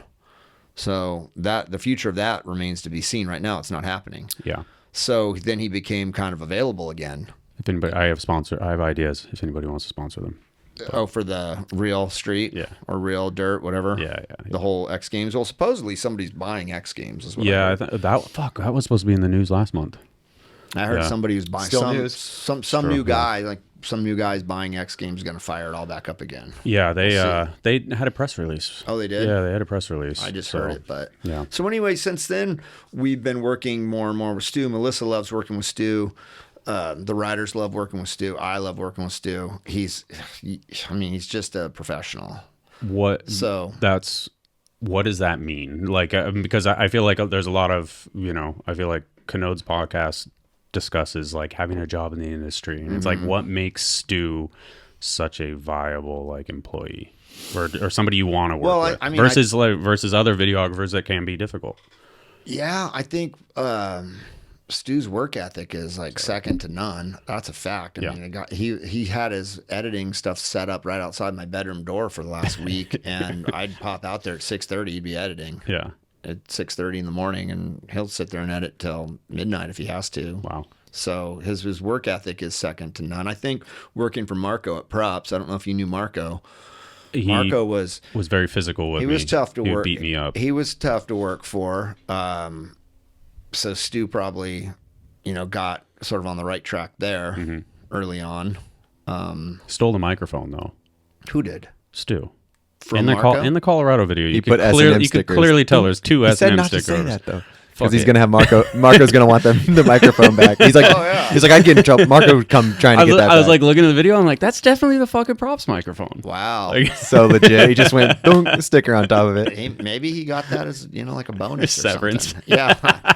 I don't know. I love working with Stu. Yeah. Stu's also got that vibe of you. Like, it doesn't matter what BMX is doing. It's ups or downs. He just loves it so much, and he sticks with it. Yeah. He loves it. So he's there. He's part of the industry forever. it Yeah, and seems like. the thing is, I guess that he is very realistic about the financial end of it. He understands it. He understands that there's not a lot of money there, and if he's gonna make money off of it, if anyone's gonna make money off of it, they need to save money wherever possible. So I mean, he's been doing this as long as anybody, and he's still, he's sleeping at my house. yeah. Yeah. He doesn't expect the Hilton on an He S&M doesn't trip. expect a fancy hotel. He's trying to couch surf wherever possible. I mean, and And he has fun with it. That's the thing, because he loves it. I mean, I know Yeah. it's not easy. It's not easy. What he does is not easy. He never bitches. He never bitches. Never bitches and about anything he going does on. not waste money. Yeah. Yeah. It's just every decision he makes is going to be solid. Why would you buy a new microphone when you got an S&M sticker? Just There you yesterday go, when I dropped him off at the airport, he was like, well, there's no auxiliary cable in the van. He's been in the van for a week. There's no cable to plug in. The antenna got ripped off, so there's no radio. There's no auxiliary cable. There's no cigarette lighter, adapter. There's no phone charger. None of that's in the van. He just got his phone. So yesterday when I was music. dropping him off at the airport, he said, well, there's no auxiliary cable or blah, blah, blah. I said, what are you doing? Why don't you just get one? And he's like, I don't want to just buy that crap. That's where I just was right now. Was that right over here at Rite Aid buying all that stuff. I'm not driving around in this van without all this stuff. So now I got it all, But he doesn't even want to spend the money on that. Yeah. He'll just drive around trying to listen to music off his phone, holding it to his ear. Those dollars turns into hundreds So I eventually. appreciate saving it. that money. I think there is something. I'm not as tight in my old age as I used to be. Yeah, you get creature comforts, so you can't do the floor stuff anymore. But I feel like the experience, like for me when I do I have a non-BMX rate. And I have a BMX rate, right? And I'm willing to take the financial hit because the experience and what I love to do is this. And it's like, I don't care about making that money off of this. If hopefully I can just make enough money off of something else to justify it, Like, so with my core sponsors or with the beef jerky, try and fucking get what you can from beef jerky. Yeah, see, I shot. Yeah. They pitched me some photos or something like that. Wanted to buy some photos. I shot for the fucking moon on that. Literally, it was asked for so much money, and then they just didn't respond. I was like, fuck. Well, literally, I can't remember the exact figure, but it was like $5,000 or something. I was like, yeah, for a few photos, and I was like, fuck it. You don't. If they want to give me 500, it's not worth it to a beef jerky company. I was like 5,000. I don't know. You fucking shoot for the moon when it's not BMX, and then I take that $5,000 and then I go, Moeller, you can have a photo. I don't really give a fuck because I just got $5,000 from beef jerky. And that's my from beef jerky. That's my mentality with that stuff. But sometimes you swing and a miss. But it's all good. So yeah, I mean, long story longer. That's one of the reasons why I like working with Stu. But I mean, he gets the shots, he gets the interviews, he pieces solid. it all together. Yeah. That dirt video and that new video you guys just came out with are two of my favorite things you guys have done in a while. While he's filming regular riding stuff throughout the day, you get back to the house or wherever you're staying, and he's dragging the guys out on the patio to do interviews with them. From that trip alone, he also did a thing called the Top Fives. He started with all these old S&M riders, new S&M riders, set them down and asked them who their favorite top 5 S&M riders of all time were. Oh, nice. And he's probably got like 15 of these in the can just from that trip. Yeah. He also did tons of fit product videos. He was working on Cole Volker's welcome edit on that trip. Like a bunch of, two of Cole's best clips from that trip aren't even in that trip. Cool. Sick. They're in the welcome. Why didn't edit. Cole have any interview clips in the Colorado? Because Stu didn't know he was leaving. He wasn't supposed to. He had a flight out from Albuquerque with everybody else, or Santa Fe or somewhere with everybody else, but he ended up jumping in the van and driving to Phoenix with the building boys the day before. Okay. So he did all the interviews after the fact? Stu did them as he went. He does this stuff. That's what I'm saying. He does this stuff all day, every day. He's filming I thought it was cool they didn't have any interviews with Cole, though. It kind of left him as the mystery. Everyone talked about him the whole time. There was supposed to be. Yeah. I thought it was cool, though. It was early. it was just different. Cole doesn't have any How interviews. sick is Cole, though? Yeah, he's been great. Yeah. Having him around on that trip, he was great. Yeah. Dude, this fit thing with He's been him, spending and a lot of lately time how with good Stu. he's always been good, but he's gotten to this point of really good now and fit. Cole's gonna blow up. Yeah, He's doing it. Yeah, after this video, that video is the first move towards blowing up for Cole. It's and so like I sick. said, he got 2 clips on that trip that are better than anything that's in that video. So he's gonna have a badass video part 2. And I've seen doing it most right of with his him. edit, and it's good. How far? I know that Stu was filming with him and REA for a week here, so Cole's probably pretty far. Yeah, along. well, this week he didn't work on that at all. Oh, He okay. was doing all complete bike. Helping us with promo stuff. The other day we were at Sweetwater. He's riding a 29-inch bike. Cool. And I don't even, I don't think he's all that stoked on that spot. It's a little below Patchy. his Yeah. capability. Yeah.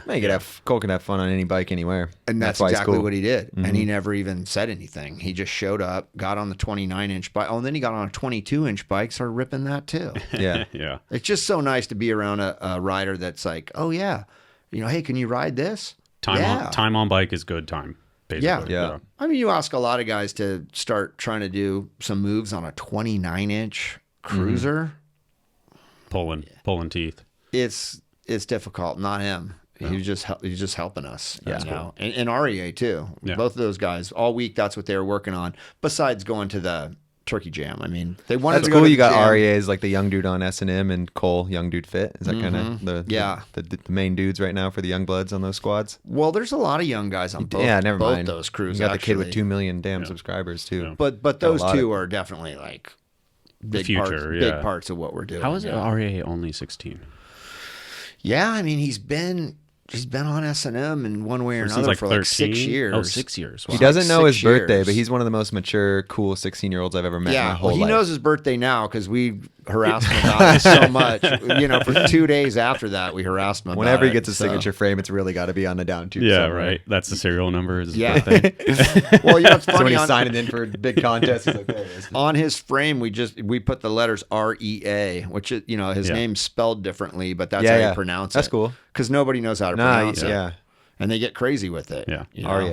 Did you hear the announcer this weekend that kept, you know, he was from Bernie. NorCal? Yeah. Kept saying he was I from was NorCal. like, but Yeah. Arya's so nice. He's just sitting there like, yeah, I'm from NorCal. Somebody fixed it. Like, Somebody Oregon, told him. motherfucker. Well, I yelled it to somebody. I did too. And then somebody yelled it up to him, right? Yeah. Like in the last 5 seconds of his second run. Yeah. So it was like over, but somebody yelled, Portland. Yeah. When he's not actually from Portland, but he lives in Portland now. Now, yeah. He was riding the War Pig, and he said, and he was killing the War Pig. Yeah. And then I was like, how are you so fucking good at riding that? And he said that he built up a chromoly 2-hip pork and has been riding that back home.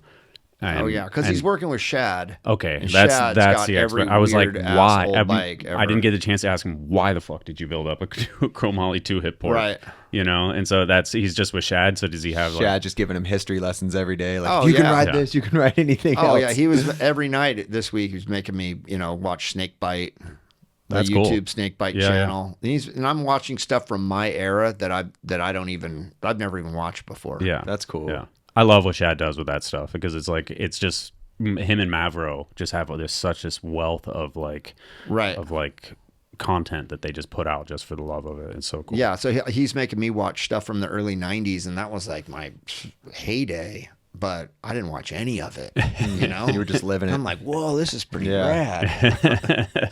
Why did I never watch this? I'm gonna take a piss. And then on the other side of it, so you have I would say effectively clean cut Stu with his perfect exposure and his perfect editing cuts and with sound perfect, and then you have Charlie Oh, yeah. doing Built Different. And when does that drop? December 3rd. Okay, physical copies first. Hopefully. I mean, we need Charlie to wrap it up today or tomorrow, and then Chris Rye does the authoring. Oh, cool. And then I'll get it from Rye and get it to the duplicator. But this video is gonna drop as a download. Oh, okay. I think the DVD copy is just sort of like bonus at It this is. point. You know, Yeah, it because is. we've had a couple dealers and distributors that were trying to plan premieres in December for Built Different, the full length, and they want the copies, but we're trying to tell them, hey, it's not really about the copies. You know, Yeah. we're not trying to sell the DVD anymore. Yeah, it's a promo at this point, huh? Yeah, I mean it's $4.95 or whatever it is, just like F It All. Mm-hmm. You know, it's a couple bucks for the download, but then if you want to buy the DVD, you can. But you don't have to have the DVD in hand to do the premiere. Yeah.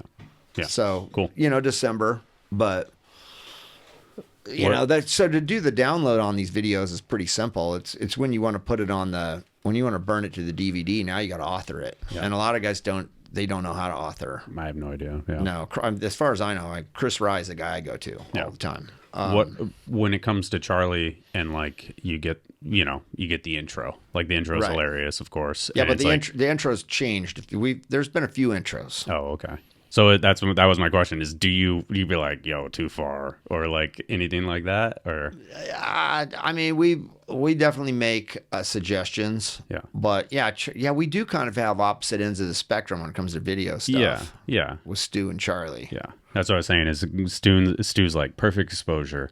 Sound quality is 100% on point. And then you have Charlie's like, here's a 360 cam clip that looks like you're in fucking space. And then it's like a Disney logo and like whatever, like, which is hilarious, but they're opposite ends. Yeah. They're both good in their own ways.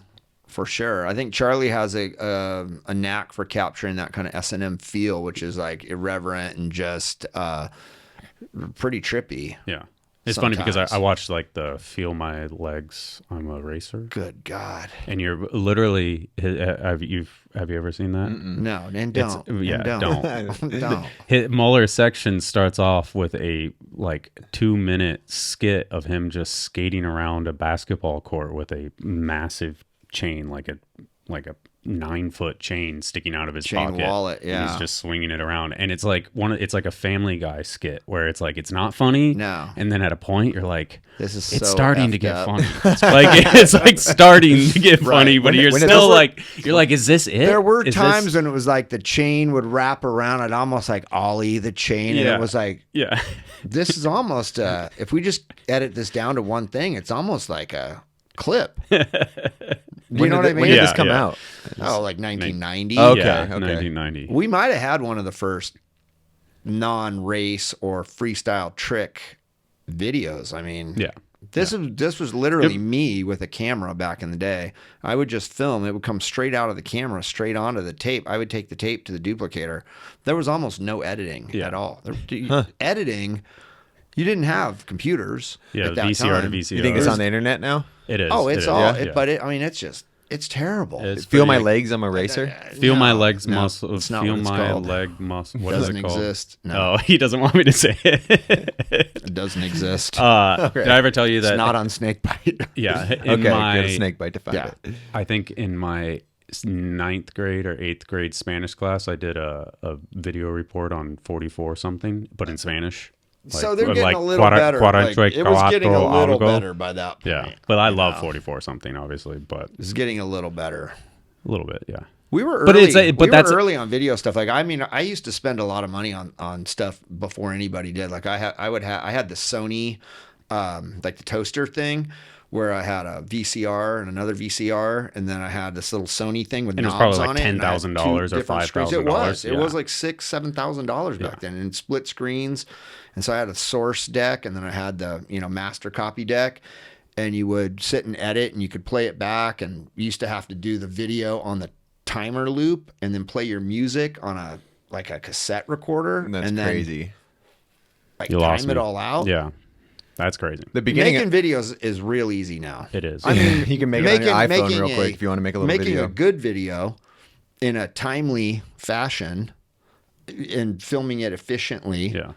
That's not easy. No, that's where a Stu comes in and can do it. Yeah. But the actual, you've got Premiere or Final Cut or whatever, and you got the little timeline, you get the music bar, or you're doing it on your phone. I mean, this is silly easy compared to back in the day with the VCRs and the whole deal. What about just kind of the video as a whole? Like, I'm sure at a point those 44 something and Please Kill Me and stuff. That was a money-making venture. Like, hey, we're going to put $20,000 into this because we know we can make 40,000 back, so we actually have a profit and we could do it again. You know, it was there for a while. Yeah, and that all fell apart. Now it's just marketing. Now it's marketing. Yeah, it's a promo. S&M. The beginning of S&M to me was S&M Please Kill Me.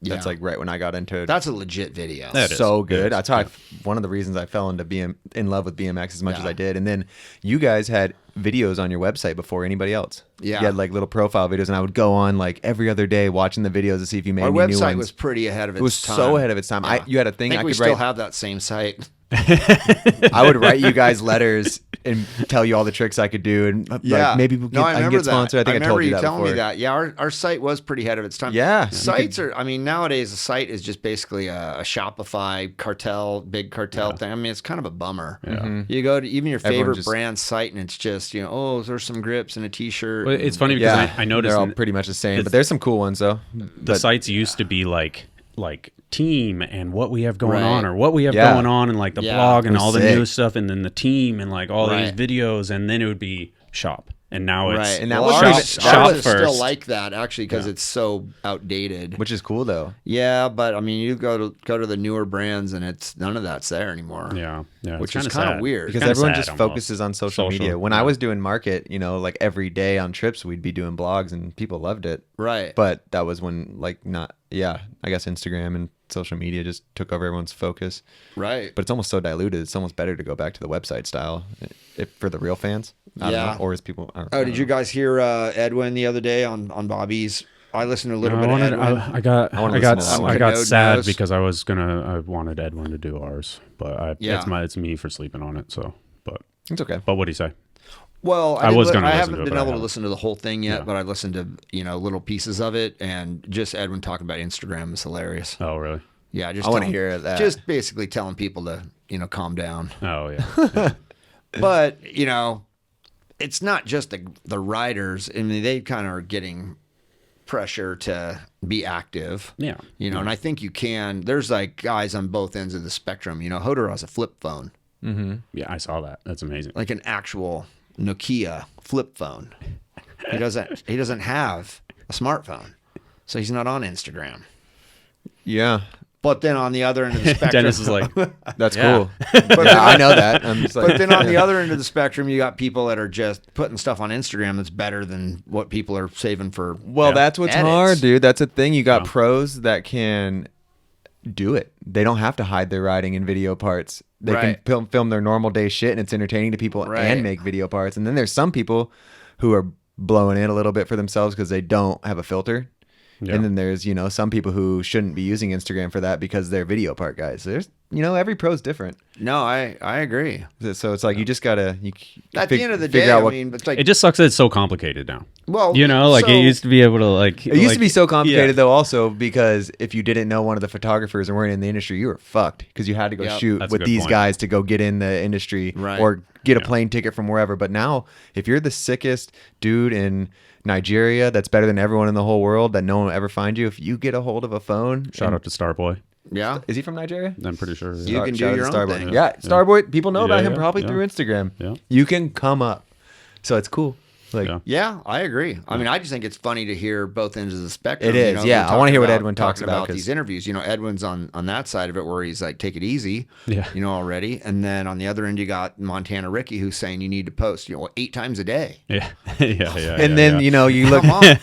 It's just those are But extremes really, on both really, ends. somewhere in the middle there is where, probably, I think it It really depends on who you are, though. Yeah, but Because as- you don't want to blow out your video Yeah. parts because you're posting better shit, and that takes away from, say, like, you just got to find what's right for you and the people that you're working with. Exactly. At the end of the day, the writers are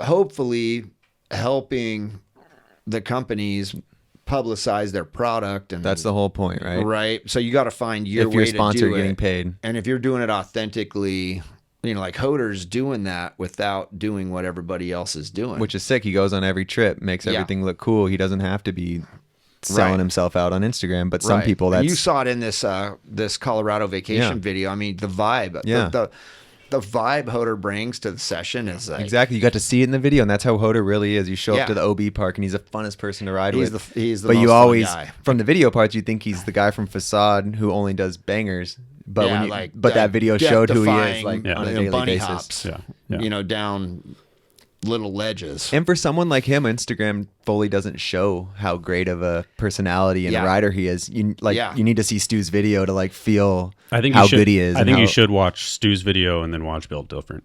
Because Yeah. the Is Built Hodor's Different the new SM video? I'm Hodor's- excited to see Hodor's that. got the last section. Did he? Hell yeah. Was it a 2-song section or 1 song? 2 songs, I'm pretty sure. Okay, Yeah. because I haven't watched the Actually- final version, but I know he did have a really long 2-song Well, it's- section. but I I'm- think we might have kind of condensed it into more of a 1-song section. Well, I may be confused because it starts off with so we got a really rough cut. It starts off with the vanilla ice beat. So 95%. it starts off with the vanilla ice beat. So Okay. maybe What I'm was the thinking opening? that Was the opening section Chris Childs or was it it was Jimmy. It was That Jimmo. his fucking banger. Then you dude. got the more recent Okay. version of it. Yeah. So his banger is like the clip of the video for me. Yeah. Like it is literally like I don't even know if I want to ruin it, but it's Yeah. literally like December 3rd. I went my hands came up in the air. Like, Yeah. alone in here. I was just All by like yourself.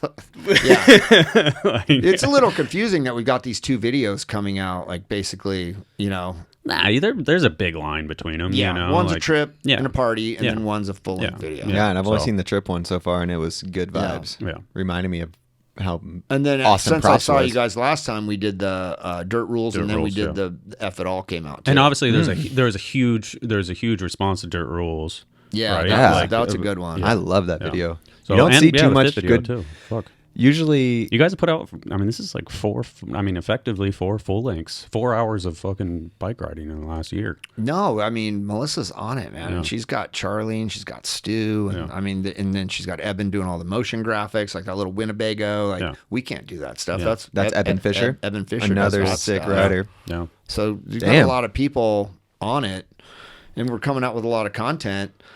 Who's doing fit now fully with filming? Well, Stu, Stu's, yeah. There's no Justin Benthian. Was he's the not. last He's guy? not with us anymore. Okay, so it's yeah, just he Stu did. and Charlie he doing did- everything. Stu, yeah, Justin did F It All. Mm-hmm. And Charlie's been doing S&M. Charlie kind of does a lot of S&M and fit stuff behind the scenes. But Stu's a big part of, both of them too. And then Evan, doing a lot of motion graphics and stuff like that. That's cool.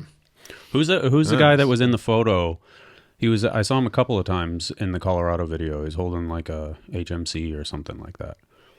What's an HMC? Yeah, sorry.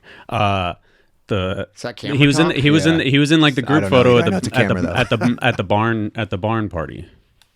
And then I saw him in Built Different. He was filming Kareem's stuff, wearing a fit hat, like kind of like scruffy. Oh, Colton. Colton. Okay. Yeah, he's from Seattle. Oh, okay. So he's Hoder's buddy. Okay, And he all right. rides for fit. But All he right. had a broken foot. Okay. Colton Klein. Knudsen. Knudsen. Okay. Well, sorry, Colton. Yeah.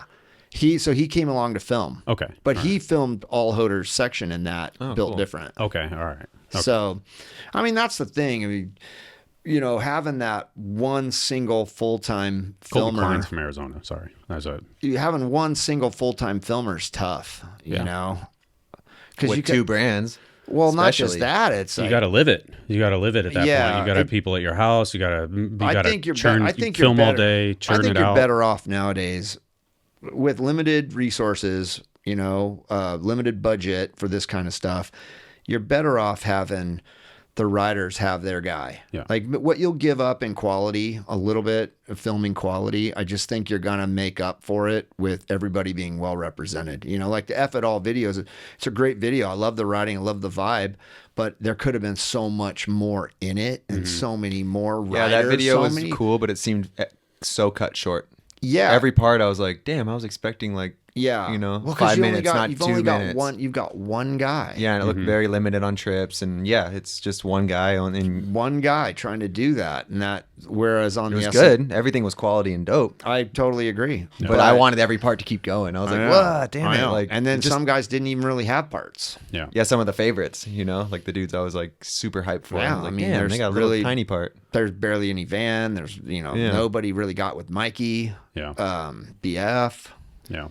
Because you need a couple years and a lot of trips when you got one guy to make a video that like really works, right? Yeah. Or that recipe you said is great. Have an editor and then have everyone get their own footy. That's kind of where you're at with S&M because we don't stress consistency and just such a high level of like, quality on every single thing. Like we'll take phone clips and use them or Show the clip as long as it looks all right. Yeah, you can see if you can see it. It's hard to make a video with one guy. Yeah. It is. It is. You need a couple years and a big budget for a lot of trips. Yeah. It's like the only way it works. And especially with a big team, if you got a bunch of guys. So like F It All was a great video. I really liked The like feel I said, and the vibe was there. the feel and the vibe was yeah. super good. I like the music. I like the writing that was in there. I just wanted. I'm like you. I wanted more of it, and I wanted more. Felt I very- wanted to see more dudes. Yeah. Yeah. Yeah. Yeah, it was good, but it Understandable. felt like almost like a full length, but very mini full length, like just cut so short. Yeah. No, I agree. But man, it's not easy, No, I feel what you're saying. and you don't want to go 4 years. No, you can't. You have to be smart.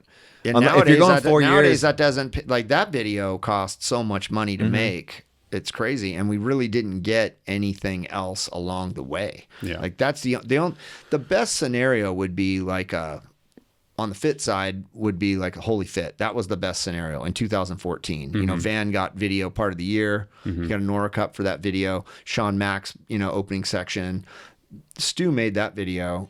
But not only did he make that video, along the way, he made a ton of product videos. And getting Benthine to make a product video was impossible. He just wasn't interested in it. Some guys aren't. Yeah, no, I mean they're not into it. That's a plight of videographers is they want to focus on their masterpiece and not all of them, not all of them, but a lot of them. When we were making the Market Zero DVD, like the agreement with Christian was you have to make at least one full edit every month in between making the video, and it was nice. Was he okay with that? He was cool with it. We made the agreement where he was okay with get paid this to do this, and every month we had something coming out that was like keeping the ball rolling, and then the video dropped. Boom. Yep, like paying, it's like going to commercial break, and paying the bills, right? It's the same kind of thing. Yeah, and that shit's so easy too when you're with a crew like that, a fit crew or like the market crew. We're just at a skate park. Like, let's film us warming up. People are gonna like this. And that's where you got to be good at your job, because to tell a guy, hey, the guy's had a long day, he got some good clips, maybe he's he's already punched out, sort of. And then you go, hey, can we pop over here and talk about your grips real quick? Yeah. Like, you know how that is. Yeah, we didn't have to do none of that. It was just film us riding. I mean, that's what it takes. Yeah. No, that's hard. I've been that guy. I've been that guy. You were talking about we were talking about the state of the industry. I think it's like across the board, everybody has to like do more work for less now than ever. Yeah. So if you're a rider, you got to go talk about the grip. Yeah. Like, and you just have to. And it's so fucking easy though. To every do that shit, every really. Job has go its talk about a grip for 10 downsides. minutes. Like, go do it. Every job has its downsides. Every single, you could love your job, but you're not there's gonna be a part of it that sucks, and that's right. You got to deal with that shit, and that's when you. But really though, people do get so like they just get so crazy with things and like so anti everything when it's like, dude, you could talk about your grip, you can fucking drink a beer or smoke a spliff while you do that. It takes 10 minutes, you could still enjoy it. Like, it doesn't have to be like, fuck that. Like, it's like, dude, I feel like you could even have fun with it. Yeah, but I also feel like I'm saying, like, Hoder has fun with this. Yeah, because he's probably drinking a beer, smoking a spliff. Not anymore. Maybe the spliff. Okay. Not yeah, the beer, don't drink no more. But you've also grown a lot too. That's same with the Instagram, same with what I'm saying. I've been on both sides. Where when I was younger, I was, that's why I can say this, because I remember being like anti all that, because it was all about video parts, contest. When Dennis's Instagram bio was, I hate Instagram, but I love my sponsors. I didn't even have an Instagram. I was like the last. Did you really say that? That's good. Because I didn't have one I was the last rider for sure to get one, and Nike was going to kind of cut me if I didn't get one. It was like, that's a story. It wasn't like they really said it, but they kind of did for like signing the next year. And I was like, all right. So that's why I wrote that bio, because I was like, fuck Instagram. But now I actually like Instagram, and I understand what works for me, and I'm, it's like cool. I'm like, this is, it actually helps me. You know what I think is cool about that is, let's say you are a rider and you wake up, maybe you're not that motivated to go ride that day because nothing sounds all that fun, and maybe you're sore or whatever. But then you think, oh man, I should go get something, like put something up, even if it's just a story or something. Now all of a sudden you're like motivated to go do it. Then you go set everything up. You got your boy or your tripod or whatever, and then now you're feeling it. Yeah. Now you're having fun. Then you end up having like a good session, and you might not have even gone riding. Yeah. There's a good recipe for everyone. For me, it might get you motivated to get moving, and then once you get moving, then you start feeling good, and then you're having a good time, and then you're like, oh.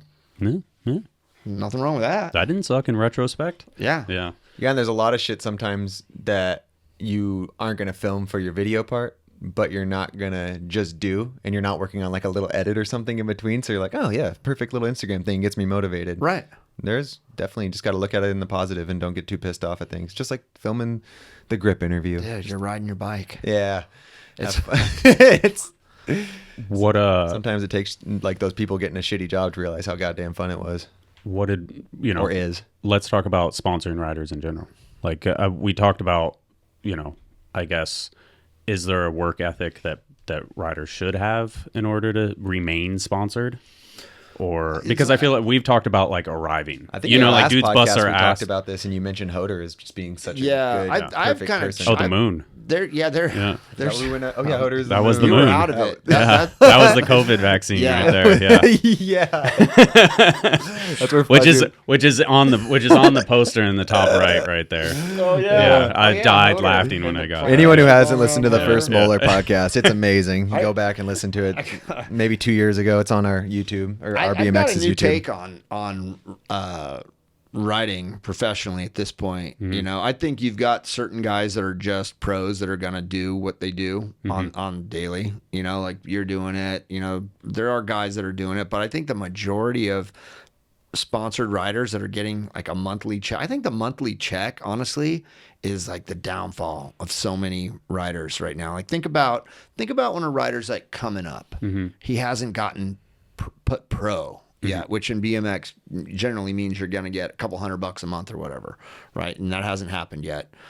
But you're out riding every day, filming, you're hungry, you're working on little projects. And then how many times does that rider go pro and then it all just kind of slows down or gradually starts to slow down, right? And then you start thinking to yourself, how many, you know, jobs, if you want to call it a job, how many jobs do you get hired for, and then you just get paid, and there's really no deliverable. Like you're not responsible for any specific task. Yeah.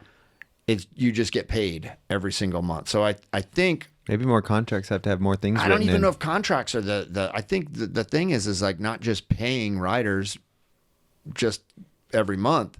That doesn't make any sense anymore. I think what makes sense is like paying them for what they're actually doing. You know, it's like I'm thinking to myself this week, Cole comes out for a week, right? And he's not on the Fit Pro team. Yeah. He's out for a week with Stu filming clip 10 hours a after day. clip after clip, like on 29-inch cruisers and 22-inch bikes. And then going to the turkey jam, winning street, and doing a turkey jam, and then getting a clip here and there for his section. And I'm thinking to myself, he's working, but he's not getting paid. Yeah. But there are dudes right now that are getting paid because I mean I got to pay them, and they're not doing anything. Yeah. You know, if you handed them that 29-inch bike, they'd be like, fuck. So the whole time I'm thinking to myself, and I'm even kind of asking Cole questions, and REA not so much because he's 16 and he's just stoked to be getting flown somewhere and riding the comp, Which is what you should be getting at his 16. entries, and you know, and getting lunch at Whole Foods, and he's just amped. Yeah. You know, he's 16. He's working his way up in his right, own. but what's Cole? his own 20, regard. 22? I think so, something You like know? that. Early Okay. 20s. So I'm even asking him questions like, hey, did you drive your truck? Like they went up to LA, you know, the other day for some stuff. I said, did you drive your truck up here? Yeah. You save that gas receipt? And he's like, oh man, don't worry about it. You know, don't worry about it. And I'm thinking to myself, oh, I'd be worrying about it. Like if it were me, I'm like, fuck, dude, I just rode these crazy, like I did cruisers. I rode cruisers today and I just burned up $120 in gas. Can I get like my gas? I mean, I wouldn't want to be lame about it, but I would. So anyway, I'm just thinking to myself, and I asked him too, I was like, man, what about those demos? You know, he does demos. It's like, how much do you get paid for those demos? Because I'm starting to think like, what is a day's worth of riding cruisers worth? Yeah. Yeah.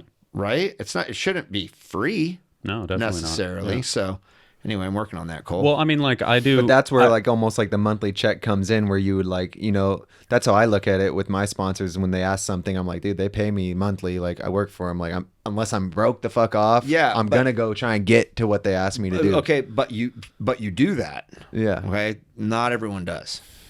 Yeah, but Some people, the people who genuinely love it, I think, are, and like look at it that way, keep going. And well, that's what I said at the beginning of this little rant about pros. That some pros are real pros. Yeah. Right. So if you're getting a monthly salary and you're asked to do things, you just do them. Yeah. Right. But if you're either you're getting a monthly and you're kind of disappearing. No, that's true, because I see a lot of people do that too, and it trips me out. I'm like, how are you not working? So that doesn't Like, work. yeah, like you said, you can't. work for Trader Joe's and not show up and get paid. No, that's but why I'm then like, on the you're not flip side, even doing you shit. can't. But then on the flip side, you can't keep asking the guy that doesn't get paid to do all the like cruiser photo shoots and not pay him. Yeah, you do. Yeah. You have So to figure it's out. like there needs to be a correction at some point, and I think that correction's like, let's just say you get X amount of dollars per month to ride. What is it in the rider's mind that you do to get that? And then they kind of like write it down, and you go, okay, well, you got to do that every month. That's really what we're talking about. Just doing that's that fair. every month, because there's a certain level of stuff that you're doing to get to that point, and then sometimes you start getting the money, and then you stop doing the other Well, it's stuff. like I think you ought to get paid for what you're doing. If you're that, because take the rider that doesn't necessarily want to be a full-time pro rider, like that stresses them out. They want to ride when they want to ride, and they love riding, and they're having a good time, but they don't want to do it all the time. But they're getting that check every month. Now they feel like they have to go do something. So either it's And that's forced not really and how it's they work. weird. That's Yeah. not how they operate. So then Gonna fuck their riding up. and then they don't do much, and their riding's not very good, or they get hurt, or they don't do anything for a while. Then they get cut. Now they're bitter. And They don't they're ride mad, anymore. They hate right? BMX. Or Yeah, they get that cut, shit happens. and then they're mad. And I they deal go- with this. I deal with this. Yeah. Now they're mad. That should have never even gone there, because that guy should have never even got that person should have never even got the monthly. Yeah.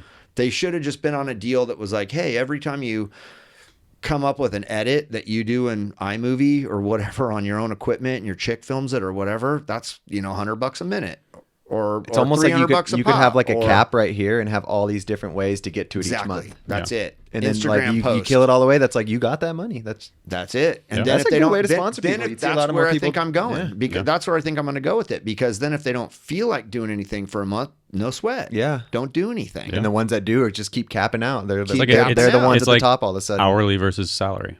Right. But Yeah. but then nobody gets mad. Yeah. And there's never like a fallout. You just have to structure it really well, like where everything makes sense. Like It's hard. with the pay. It goes back. It all goes back to the tarp guy. Yeah. Basically, because in the sense of like when I hire somebody to do stuff for me, I want them to be like turnkey, and I Right. don't need to hold your hand the entire Yeah, you're time. paying And this it's like tarp when you- guy to just hold his Yeah. hand all day. It's And- almost like you should be getting paid to deal with this guy. Exactly, and it's like Gary it's- should get bonus for this guy working for the skate park. No, exactly. Or,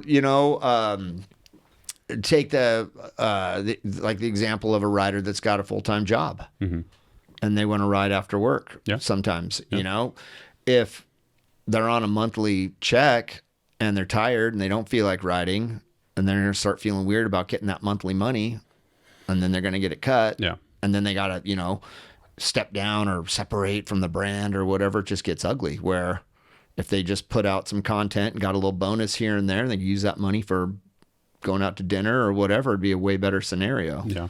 It would also motivate people not to get hurt too, because they're like, if I get hurt, I can't. You'd always be thinking about that. Like, I gotta Right. fucking stay healthy, do this right, do this right, be real consistent. You guys just had Austin Augie.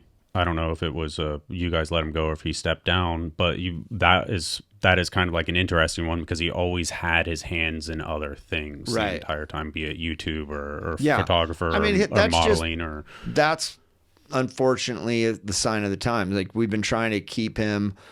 He'd been trying to get him that money every month, or have been for years, and it's just kind of got to the point to where like he's Wasn't literally getting not it. riding. Yeah. And he's doing a bunch of other stuff. Yeah. I don't feel like he was shitty about it. yeah. I mean, it seemed nice. Could have Like been. I mean, all the regular. There's like a whole crew of people that hate S&M and Fit, so they're shitty about it. And I didn't even click the comments. there's a Was there full crew. something? There's a crew. There's Yeah. like 20 people, same 20 people every single time. Yeah.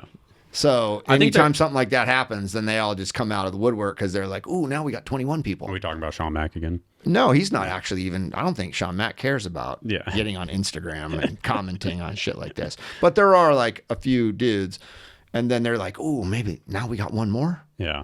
But I don't think welcome to the Augie's- club, Augie. I don't think Augie's going for that. It's just unfortunate. It's like, man, I got to cut some of this monthly money. I got 20 something dudes. Everyone's getting monthly money. Yeah. Yeah. He's just not riding His bike. hustle's not towards riding No. bikes right now. Yeah. that No, makes and then sense. there's always like, it's been going on for a long time, where you're trying to get him back into the fold. You're trying to get him to do the things he says he's going to do. Oh, I'm going to go to Simple Sessions and make a video, and then go here, make a video. It doesn't happen. buy the flight, I'll make the video. You buy the flight, they don't make the video. You're like, oh God, now there's another one. There's another one. Then he went on that Bobby thing and starts talking about how he doesn't have any more signature parts. And Canode? Oh, Canode podcast. yeah, he goes on Canode's okay. podcast and says he doesn't have signature listen parts to him. anymore, I haven't but really he been listening to does. He has signature handlebars. And I had to message him and I said, dude, you got bars. They're in 2 colors. They're in stock right now.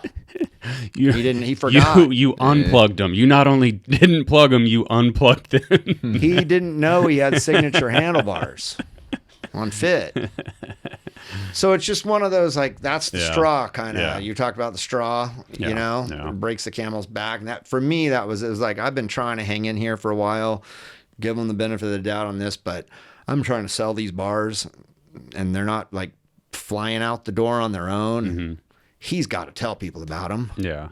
But if he doesn't know about them, he doesn't know about them. yeah. So I said, hey, can you make an edit? Like, help me promote these bars? He said, well, can you send me a filmer? I said, no, I can't. I can't send you a filmer. You're going to have to film it yourself. Yeah. And he said, can you send me some bars? And I'm thinking, well, aren't they on your bike?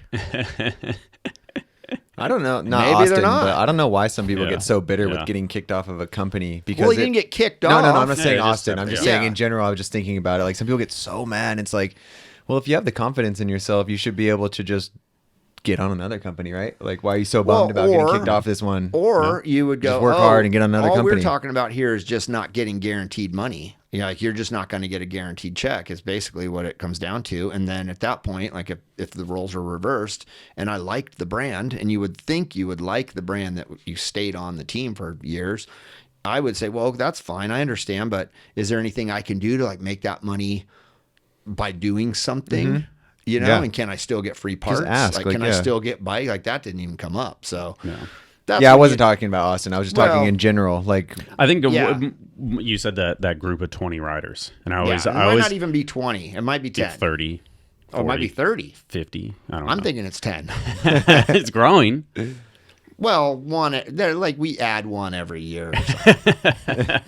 that's what got me thinking about the dudes You who must get bitter have. about You getting honestly kicked off. must have. Like, if you go to like a fucking turkey jam thing, Yeah. you're like, there's got to be conversations that you have. You're like, Mueller, you gave me a frame back in the day, and I hit you up like 20 times. You never gave me another. You know frame. what the happens fuck? is people get pissed with me. They really do. And then years later, they almost always, they're like, dude, you know, I'm sorry. Yeah, because they realize it was They grow up. silly. Yeah, Yeah, they grow up. And I mean, there's ones that just stay pissed forever. There's a handful, but most of the dudes are just like, man, they get it. Like they got into their own business now. Yeah. You know, they're running some other business. Yeah. Yeah, I think a on lot of their people own. forget it's a business because it's BMX. Yeah, and you don't want it to be No. necessarily. You You, want just it to be love a- bikes, but at the end of the day, like you just can't get money for nothing. yeah. Nobody gets money for nothing. You might great for quote. a while. You might for a year. You might for 2 years. You might for who knows, 5, 10 years. But That's you're what we not were saying. gonna get Like it when forever. dudes are that good and they have that much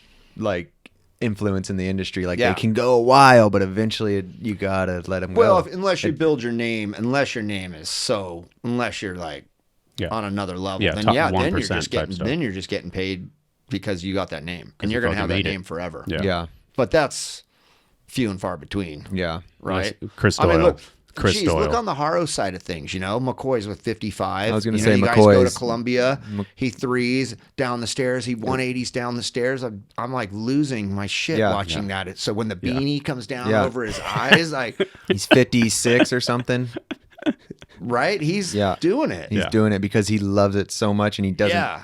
He's He's gonna not- be doing it till he dies. And no one's got a bigger name than that. Yeah. I mean, REA made me watch 101 BMX Plus 101 tricks the other day. What a fucking psycho. on Snakebite. He's a total psycho. Yeah. McCoy. Is that's the one hosted McCoy's- by Magoo, right? No, that's Oh. GT. Oh, okay. This That's- one's hosted by Scott Town. Oh, okay. It's a new S&M employee, Yeah, by the yeah. way. But McCoy's all over it. Mm. And this is 1986. Mm-hmm. yeah, he wants to go on every single trip That's still. like, 36 years ago. God. McCoy man. never slowed down. Yeah.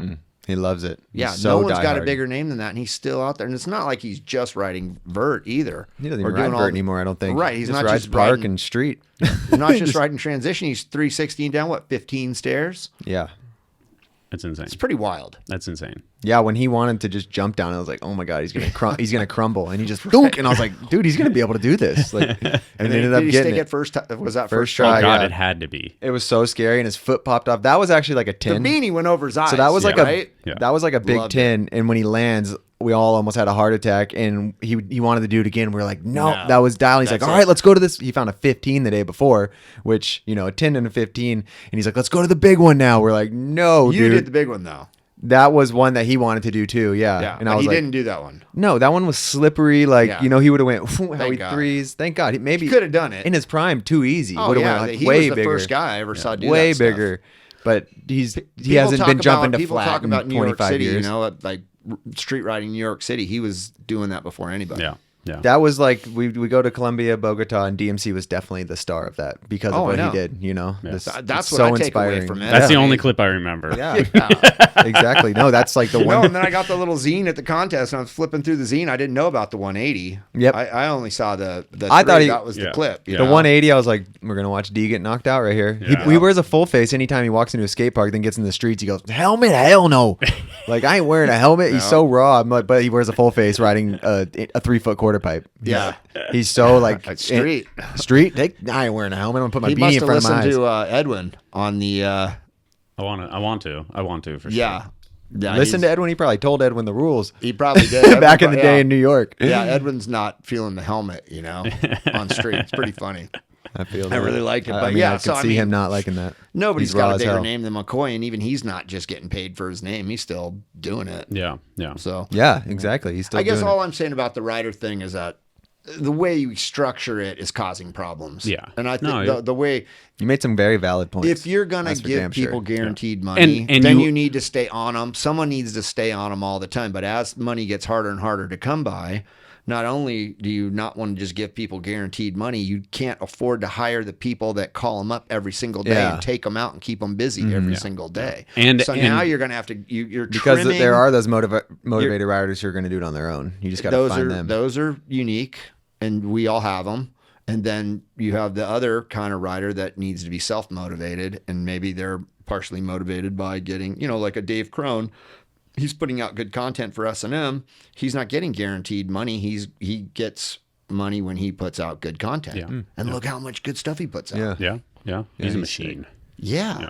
And every time he does something like that, we're helping him out. And if I love that and if scenario. everything and if Yeah. and if there was money abundant and pay for the everybody was work. prospering, it would be a different story. But once things get tight, you have to look at what is Right. can be trimmed down, or where you're spending your money wisely or not wisely, and Yep. that's the way it goes. Exactly. And And is everybody helping to, like, you know, Yeah. is everyone helping to make the phone ring, Mm-hmm. keep the lights on, you know, like, 8 posts a day. yeah. I really think this year's going to be, we'll see. I mean, I think every company's been struggling this whole year, Yeah. especially towards the last half of the year. Yeah. And going into next year, I think we're just going to see like people not being able to get paid. Well, I really hope not, because this is, as we said, advertising is usually first to go, and that's how I make money. So, Mm-hmm. But I hope you're wrong, or I hope Yeah. you know. I just You'll make it through it just I fine, no just matter wanna what. make it. You work Yeah. hard. You work That's all hard, good. and people who work hard I'll seem survive. to always I'll go survive. hit up beef jerky. Yeah. Yeah, beef jerky. Well, there's got to be. Beef jerky. Are you still there? I lowered to 4,000. Do you have the Shredded phone number cow. for beef jerky? Beef jerky. I need money. There's got to be people Beef listening jerky to and this soda shit, water. right? Because there's so many more people doing it now. Yeah. No. Yeah. There's like people doing little podcasts all over the place. Yeah, I don't Oh, know. Yeah. I mean, it was funny because when you were texting me the other day, you're like, it looks like they're not getting as good of numbers. And I'm like, yeah, I mean, I don't know. Fuck. We kind of just restarted in the last like month or so. I'm And then like- too, I'm- there's all I'm these like other ones. policing this. Oh, good job on the new logo. Oh, yeah. Yeah. Thank you for that. I love that. Yeah. It's so much better. And I like Our I podcast- like the filming of the logo too. yeah. Sometimes the podcasts do really well, and sometimes they're just lower numbers, and it's just Yeah, it's they're all fun. good. So But you got to Yeah. put them all in the library. Like you Yeah, go to the yeah, library yeah. and there's It's like, weird I'd because- say there's not even half of them are in there. The YouTube, so he's talking about the playlist and that thing. I don't know. They used to be that it had like if it contains Whose job is that? Albert. I'll blame Albert. It's Albert. It's not his job. YouTube cat- used to have it the where cat- it's does the the cat cat's do that? problem. I don't know. That's how out of the loop Should I be am. able to go to the playlist, and they should all be in there. there, yeah. They're not. That sucks. yeah. Yeah, they should all be in there. Yeah. The YouTube changed it. It used because I looked at it the next day, and it used to have like Yeah, if 'cause it if you- contains Unclicked, it would add it to the playlist. And I think they just got rid of that at some point, so they just haven't been going in there. So, All right, but we thank need you. to- We need to fix that. Yeah. We did the logo last time because of you. Now we need to fix the Yeah, but playlist. Yeah. Am I on the board of directors over here? You should be. Fuck yeah! You want to invoice me? I'll send you a list of requirements, and I'll pay you trade for what you you for do. photos. I'll pay you for what you do. Yeah, we'll just trade. I'll give you seats for photos. There we go. We can I'll do a little take 6 S&M seats. unclicked. How many seats do you need? Changing gears. Let's talk about. Well, you talk about Dennis. I got to go pretty soon. Okay. Well, we can see. We can keep talking. I ride. I got Yeah. a session, but Yeah, He's good for you. promised his friends that he's to go gonna ride. Yeah. bikes. Yeah. So I got till 2:30. Are you riding the ramps? Yeah. Haven't rode there in a while. Scary. Invention of the bar spin. Invention. Yeah. I always think because I don't know if you can invent the bar spin, you know, like I feel like it was like a progression of half Right. bars and turning the bars around and stuff like that. But you get a lot of credit for Right. being the first person to really take bar spins to the air, I guess is probably the best way to say it. Yeah. Well, I mean, I remember this happening. You know, it was a like dirt jump, X up, then one-handed X, and then one day just one-handed X, Push it around. just bring it around. Yeah. And I remember like doing it on a big double No for the half first bar? time. No. No, and it was never a spin. It was Yeah. never a bar. I wasn't bar spin.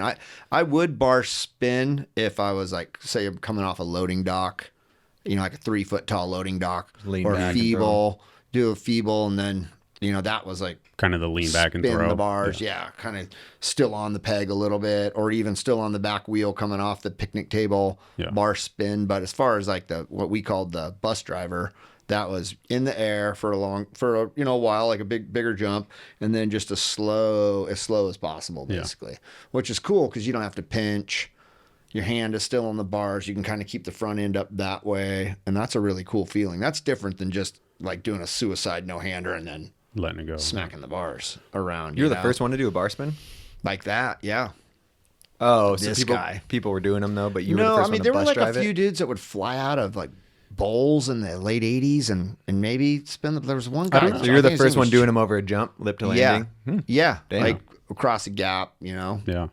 doing this. Yeah, because you know? I looked it up and it was like Tony did an article on X Games and saying that people were doing like half bars on vert and shit like that. Yeah, And maybe they were like Bob Cole. Yeah. That would be like a Bob Cole kind of trick. Half bar seems like, yeah, they'd be doing that. That's so much gnarlier. That's insane. Yeah. Nah, but if you Nobody think ever about it, did. you just don't. Nobody ever did a slow. But landing on vert, half bar. Oh, yeah. You know, Yeah. like That's a scary yeah, part, I guess. yeah. Yeah, vert's weird because you got to be nosed in. Yeah. you got to be way nosed in. Yeah. I don't think anybody People are ever crazy, has dude, like, have all done the- that. the But amount it's of- not a vert trick. Where's the first one that you ever put out publicly? Did it feel my legs? Well, there was a pro jump at a race in Reno, Mm-hmm. and it was on video. And I remember that was the first time I ever did like a long, like maybe a 15, 18-foot double, you know, 4 feet high. What year? Whatever. Oh, probably 90. Crazy. That's crazy. The bar spin's only like 32 Yeah, years but it wasn't like a You know, staple trick. I mean, Wait, what year? 90 1990. Wow. Yeah, older than you. just BMX is barely. a baby. Yeah. kind of is. Yeah, it is. What But I mean, there's a lot of tricks like that. I never saw anybody do a 360 over like a big double.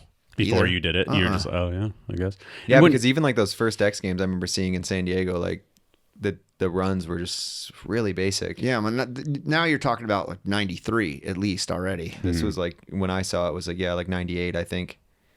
Yeah. Wait, 93 was when you were 3 and stuff? No, Oh. I mean, I started 3 and stuff in probably Oh, okay. 86. All right, yeah. But I never saw anybody 3 a double ever. Huh. So the first time I ever hit like a double with And a when you say gap- double, it's like a 3-foot lip, right? yeah, like maybe 3 feet tall, 4 feet tall, you know, somewhere between 12 feet and, you know, 16 feet gap, something like that. You know, old school 90s, Dusty. late 80s, racetrack. Yeah. Sometimes you kind of wind it up. But yeah, nobody ever did like a 3 Crazy. that I ever saw. And then who's the first person to do a truck? The truck driver came from the bus driver. Yeah. So the bus driver was that was me Walking because I had the around. Volkswagen Volkswagen bus, and the steering wheel was flat. That's why we called it the bus driver, because when you would drive the Volkswagen bus and you would do like a U-turn, you know, your hand would come around like this. So that's why we called it the bus driver. And then somebody, maybe Bar Spinner Ryan or somebody, Did the first truck driver? or Nyquist probably. Yeah. But Damn, that's crazy. If Nyquist invented the No, truck, I don't he's think somebody still in like my had to running be the somewhere shit. in my kind of circle, because I was the bus driver. Yeah. And then they were the truck driver. Yeah. Huh, that makes sense. So I don't know who did it, but it came from the bus driver. And the first ones were, you know, you would do the 3 and then you would drive it as you were spinning. And I used to even mess with that. 360 bus. Yeah. Did you ever land one? I'd landed it. It wasn't pretty. Was there a lot of notoriety for like being I could do able a to do that 360. stuff? I used to do 360 X-ups, but even that was weird because that locks your rotation sometimes if you're not, you know, Yeah. depending on how you do it. Like I would tend to get 180 and Get stuck. good photo op. But yeah, I don't know who did the first truck driver. That's I mean, Probably one of those ones that Bar never Spinner know. comes to mind for me. That's cool. That's cool. Another. But it would definitely be like early 90s, 91. Did you go to the Mission Trails Dirt Jump Jam in 1991? Yeah, I was there. That was the day I was born. DMC like pulled that out of his memory. You guys were all hucking tricks from like right next to the hospital I was born. Yeah, he wrecked himself. Yeah, he was trying that flips day. and shit, just hucking everything like it was a phone. Over But he the, showed me all they the called footage. it the death jump. Yeah, that's where Yeah, I started death. like riding dirt jumps. Really? Yeah. Yeah. No, That's I right. remember That's I right. tucked no That's handed. right there, I tucked dude. no handed that Right down the jump, street. and that was like for me at the time. That was Are you in Cheese? Is that you in Cheese? was that Dirt Brothers? Yeah. Maybe. Well, it was Fred Ainsfield that made that one, but I don't know. That was like one of the first. Was that BMX was it videos. from Mission Trails? Yeah, there was that stuff in there. A lot of Mission Trails death jump stuff. I think Mission Hoffman's Trails in only it had and stuff 2 like jumps. It had the big roll in, Mission what they Trail. called the Back death then, jump. when And I there was started, like some little jump down at the bottom. Yeah. there was a bunch when I started riding there. But yeah, when 1991, the day I was being born, I think it was a couple little jumps, big jumps though. They had Yeah. the huge jump across the canyon. Right. It looked huge in the footage. You could have thrown a rock and just hit Dennis. You, being you were Felt tucking big. no handering, and I was pooh, Yeah. flying out into the world. Actually, I was getting cut out. I wouldn't come out. Oh, C-section. I tucked no handed. Shout at out to one Darcy. time. Shout out to Darcy. I tucked at one time. And Right when I like, was born. yeah. It was good.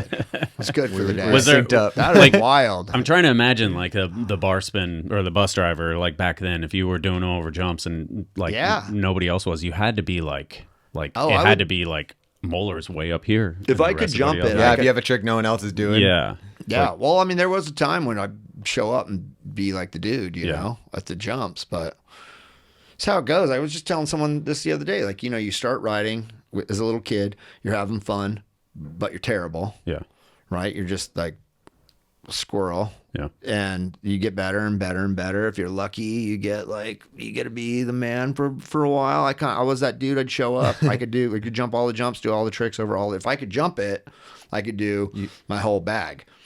You know, bar spin, the 3, the tuck. And that was then like, that- you're the shit with those Right. tricks. You're literally doing tricks nobody else is doing with the bar Yeah, spin. At least. maybe every now and then you run into one dude that would do like one of them, you know, or like Fuzzy.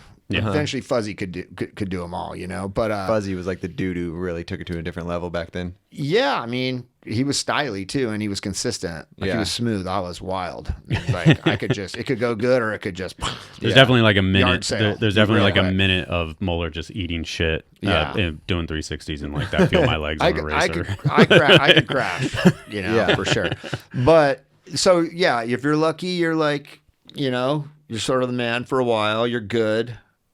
You can keep it there for a long time, but eventually, it doesn't matter who you are. DMC, Every generation Hoffman. is more talented.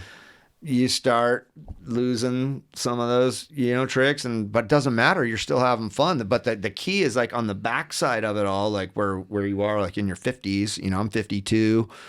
I'm stoked just to ride and not be hurt. You know, and you start getting some little tricks back if you even care, but you're still having fun. But that's the key is like, can you keep it together on the way down and not get pissed, not get bummed, and not stop riding because you aren't badass anymore. That's A lot of people's ego ruined their fun. Yeah. That's for damn sure. It really does. Because- I'm just trying to keep like a real like hold on the whole concept that even when I was little and I could barely like ride at That all. was fun. It was fun. So I'm going to take it all the way back down. Hell yeah. Yeah. Hell yeah. I mean, I'm that's going to take it all the way back down if I have to. That's- Like, I'm not just going to stop riding because I feel like I'm embarrassing myself. Yeah. I'm just going to keep going. Yeah. Maybe it is embarrassing. I don't know. Well, it's the same thing. No, it's like it's motivating to people to see As long someone, as it's fun. See someone Like, in that's their the- 50s that can rip dirt jumps is like, whoa, makes all the people that don't do shit besides watch football games go like, I could do Right. something too. And then I think like this event this weekend, you know, like how good would it have been, or how good would some of these events be if they did like just a quick 40 plus, 50 plus class Oh, hell yeah. at these events? Yeah, Because that'd be that funny. would motivate guys like me and other guys from my era that are there and can ride and still ride all the time, but would never think about entering a comp. They're But doing if that it at- was like 40 plus Yeah. and 50 plus, and then dudes just You're like, signed oh, up, like I can Yeah. compete in this. Yeah. how good would that be? There That would is be the funny. thing That that would be USA good. BMX or something through Yeah, the they Olympics, do- and they they do a do sick. something like that. They Yeah. do, and it's sick, and all the same guys always go, and they compete against each other. Yeah, they have their do own like thing. Will Bissell from Yeah, Will Arizona, did it, yeah. Will yeah, the I Missile think it's the Bissell, USA BMX. and then Mike They're killing it. Krenich. and Cam. Very Yep. well. Jeremiah Shin goes to Yeah. them. There's like a crew, Yeah, I watched that class. I think it's 35 plus. Yeah. maybe. At It's Woodward dangerous. West this year. It's I watched dangerous. Mike Krenich. Mike Krenich Yeah. rode in It it. needs to be older than 35. It should be like 45. Because That's what I'm 35, I'm saying. coming up Yeah, on that. Like yeah. I'm about to I know. jump in the Yeah. vet class soon. They should do 40 plus, 40 and plus, a and 50 plus. Yeah. Krenich has to be 35 like ain't even close, old. There's like that's Krenich a has to be lot of close to pros. 50. Oh, he's my age. Yeah. Yeah. I think he's 50. I think BF's 50. That motherfucker fell off BF's the China, 50? China wall and Damn. fell and survived. He could do anything. Oh, he's tough as nails. Yeah. Oh, McMurray. McMurray. Yeah. He's But been Troy coming. McMurray's been going to those? No, he's been driving down to my spot in Colorado. Oh, yeah, and I saw riding him in with the me. video. Yeah. That's And sick. he's coming up on 50 this year. Is he? That's cool. Yeah. Yeah, because he's like a legend. He's I want him. Like, I want him on the podcast. He he'd came be to good. San Diego a couple He'll years still ago. three a Yeah. big jump. He just Yeah. did some kind of podcast recently. I haven't There's too listened to many. it. There's there's Pocket Air. There's Bent Spokes. There's Canode Nose. There's all these podcasts now. And get off our shit. No, I'm we bouncing. invented. I'm Oh, bouncing. you're leaving? I'm Well, bouncing. okay. So what year? What year Before did you? Before you take off, Hold on, I got another question. Oh, yes. just to You're the man. Thanks for help that. welcome you guys to the new location here. Yes, sir. It's season 3. You know, We're getting my it back. Official number plate from the Frogtown race we just did, I love it. and jersey if you want to maybe fold. Did it you up. wash it? I hope No. not. Hell yeah. No. I did. It's washed. It's washed. Thanks, man. Hell yeah. This is awesome. I'm gonna hold that shit up. So This is how you know we're serious because our plate, my plate, is made out of Michelob Ultra now, and not like St. Ides. This isn't like Oh, yeah. Taking we're care not of drinking yourself. malt liquor. Yeah. We're getting older. The athlete's beer. 50 plus class. too good. Yes. Well, the only question I have left on here was you did the bar spin in what 87? No, what did you say? I mean, probably started messing with it like 88, and my first good one on video was probably 90. And then what year did you guys do the porno in S&M? Oh, that's a At great the question. warehouse. So that's in the new building, probably 98. 10 years later, Yeah. did the porno at the warehouse. Yep. I don't have any follow-up questions. Why? No. Why? My buddy got a job working for Vivid, and he asked Did me you if, ever see anything about this? No, I think we talked about it in the last Yeah. one. Did my we? buddy Yeah, John got a I job think working so. for No. my buddy. I just I've talked to listened. it. I just listened to it a couple days So ago. my knew friend, about the my porno friend thing. from New Jersey, who was a BMXer, moved out with us in the late 80s and lived at my house, lived with me. We were roommates. He eventually got a job in porn, which you would when your name is John Salami. That really his name? Yes. It's his real name. Made to be a porn star. Yeah. So he asked if John Salami. John Salami asked if they could film a porn, and I made $300. $300. That's Yep. it. Was it I lot? made $300 in porn. How much have you made in porn? Yes, that's a good point. Yeah, 0. He's embarrassed. He's like 15,000. How much have you spent? Yeah. What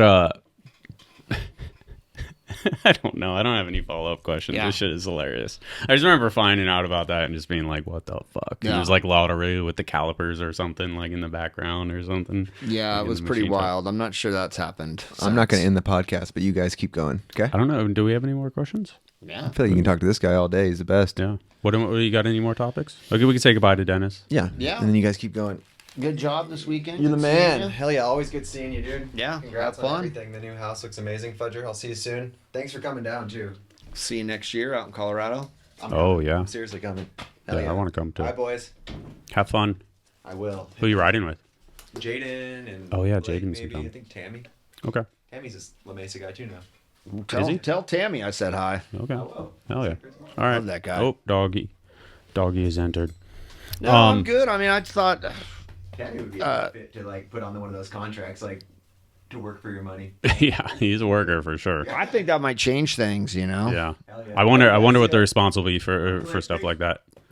So, I mean, I don't know. It's hard because I feel like the full-time professional bike rider, like, I think it just gets like diversified. Branson, out puppy. Where you get all these people where they have like the fucking Casper mattress and promo stuff, and you have YouTube revenue, and you have like the fucking reel bonus from Instagram, and you have bike riding sponsors, and then you have the reel. like, I mean, people probably make more on the reel bonus right now than they do on their monthly. yeah. I For mean, some companies, depends on who you ride for. yeah, and that's And how many, that's a valid thing. Like views you get. You get little sponsor deals, like whatever. I saw Parker Heath posted something from like DJI Global yesterday, and it was like, it's I hope they're not getting a few $100 and you get a camera. Like I hope that's part of the ecosystem of the way it goes, and hopefully shit blows up and brands do better, and we're able to like have professional riders in an easy capacity. Yeah. Well, I just like the idea that you can ride for a company because you like what they're doing, and they've got you on the team because they like what you're doing, and then things don't have to get weird just because there's this monthly check that nobody can really afford or that people aren't earning. Yeah. So that's where it gets weird, you know? Like I don't think it's necessary that people have to end their relationships on bad terms, especially when there's no better deal out there. Yeah. I think it needs to go in a different direction when it's winding down or maybe it just doesn't start that way in the first place. Like nobody gets just because there is nothing guaranteed. No. You know, a rider's getting guaranteed monthly money, but the company doesn't necessarily get guaranteed exposure. Yeah. You know, and then a lot of times riders want the company to like help blow them up, but it's actually supposed to be the other way around. the rider that's helping to blow up the sponsor. So everyone needs to work together on it. And I think the way you make that happen is just being kind of clear from the get-go, and then trying to stay in communication as much as possible. But having that TM guy, that's not cheap. You know, and then people talk about. I think then the video guy doesn't always have the video guy, he's already driving the van. He's driving the damn van. Yeah. And he's filming. Yeah. And he's signing you up at the event, like Stu's signing up the boys this weekend in Claremont. And he's booking the hotel. And he's editing the frickin' video. And he's supposed to be, and he's also the team manager. I mean, yeah, but I mean, I think it's, but they're also the specialized athlete, like where it's like the bike rider is the one that's risking his body in a sense. Right. And then I feel like a lot of the complaint is that like there's other examples, or I mean, maybe you are part of the example, but I was trying to point at other people over there. Right. Is that the owner is a millionaire and he has all these cars and he has all this shit and he has all this stuff and he's fucking killing it, and then the TM's making 70K or 60K, and then the warehouse guy is making 50K, and then the bike rider is only making 15K or 20K from the brand, and then it's like, look, it's fucking lopsided when they're the face over there. But then you've got elite bikes that's out there. There are no riders. Yeah. So the brands are competing against that. Yeah. That's true. And they're selling bikes because the bike is spec'd the same and because the margin's just as good. Like the dude pulls into my parking lot, he's got 20 elites in the back. They have no riders. Yeah. As far as I know. Yeah, because they get undercut because they don't pay anybody any 20K. Right. Yeah. So you can clearly run a bike brand and sell a bunch of bikes and do almost as good as the core brands with no marketing at all. Zero. No marketing. I mean, Like yeah. you don't need a team. I mean, that's what FBM did. They were doing the pro team, and then they're like, no, fuck it, we're just gonna give the shit to the boys, and we're not doing the team. Comes all the way back to the whole thing about being out of touch with Doyle is like a lot of what we do with the riders didn't start because it was a necessary part of being in business. It started because we were stoked on this dude and we wanted to hook him up. Yeah. Do you think there are owners that take advantage of riders? I don't think there's an owner in BMX, at least in the freestyle side of things. I don't think there is an owner that's like legitimately wealthy. Mm-hmm. Okay. At all. Yeah. I mean, is there? And if they are, they didn't make their money in They didn't make the money from BMX. Yeah, I don't know. I don't want to name names, but I feel like there's a couple that are doing pretty fucking well from my point of view. But I mean, did they work for fucking 30 years? Really hard, and do they deserve it? Sure, like it's the same. It's the same. I mean, it's the same thing for me. It's like sometimes I get a little weird where I'm like, yeah, I've been working for Ride when I was since 21. I'm 20 years down the road. I've never made fucking amazing money. Right. I just haven't fucked up with the middle amount of money that I got. And my wife works too, and like we're not fucking, like, and so it's like you see people see the outcome. And then they are like, he's fucking taking money. You're getting paid a shitload and I'm getting paid fuck all, and so it's hard. So, I don't know. I mean, hopefully, I think it's the comparison between the warehouse worker and the fucking professional athlete, and it's like, that's the hard thing. And I want riders to be paid more because I think it's good for BMX as a whole if you can show that you can make a living off of this. You cannot have the company without the warehouse guy. Of course. Yeah. Elite bikes or whatever it is. Is it Elite? I fucking we've talked about this. I've talked about this brand way more than I had ever in my entire fucking life. I don't even know what it is other than those bikes are in the back of the truck. And somebody put the bikes in the back of the truck. So I know there must be a dude that puts the bikes. Maybe in the bikes are so cheap because the guy had to put the bikes himself in the back of the truck. All I know is that there's definitely a dude that put the bikes in the truck. And there's not a team rider. Yeah, 100%. And if there is, I don't know who it is. Yeah. Yeah, I mean, Elite, I mean, I don't know. Ricky apparently rides for them. I don't know what that means, though. I don't know if he's selling them, and then he's just like, I don't know. I don't know the dynamic there, you know? So it is a weird thing. I think thinking about it and I think talking about it is definitely good. I don't want people to be like outrightly negative about, I don't know. Money shit is hard, man. Like it's super hard. Like even when I talked to Ricky today, he's like, I know what everybody's getting paid. And I'm like, I honestly don't, because this is Ricky, the podcast Ricky. Yeah. Okay. And it's like ever since when I started at Ride, it was like, I'm not the ad dude. Like, and I want Moeller to like me. Right. And I'm not as like, and like, I don't want to talk about money with Moeller because that's your fucking job over there. But now as things go on, it's like I am becoming the money guy and I have to talk about that, but I don't talk about what Dennis makes from beef jerky.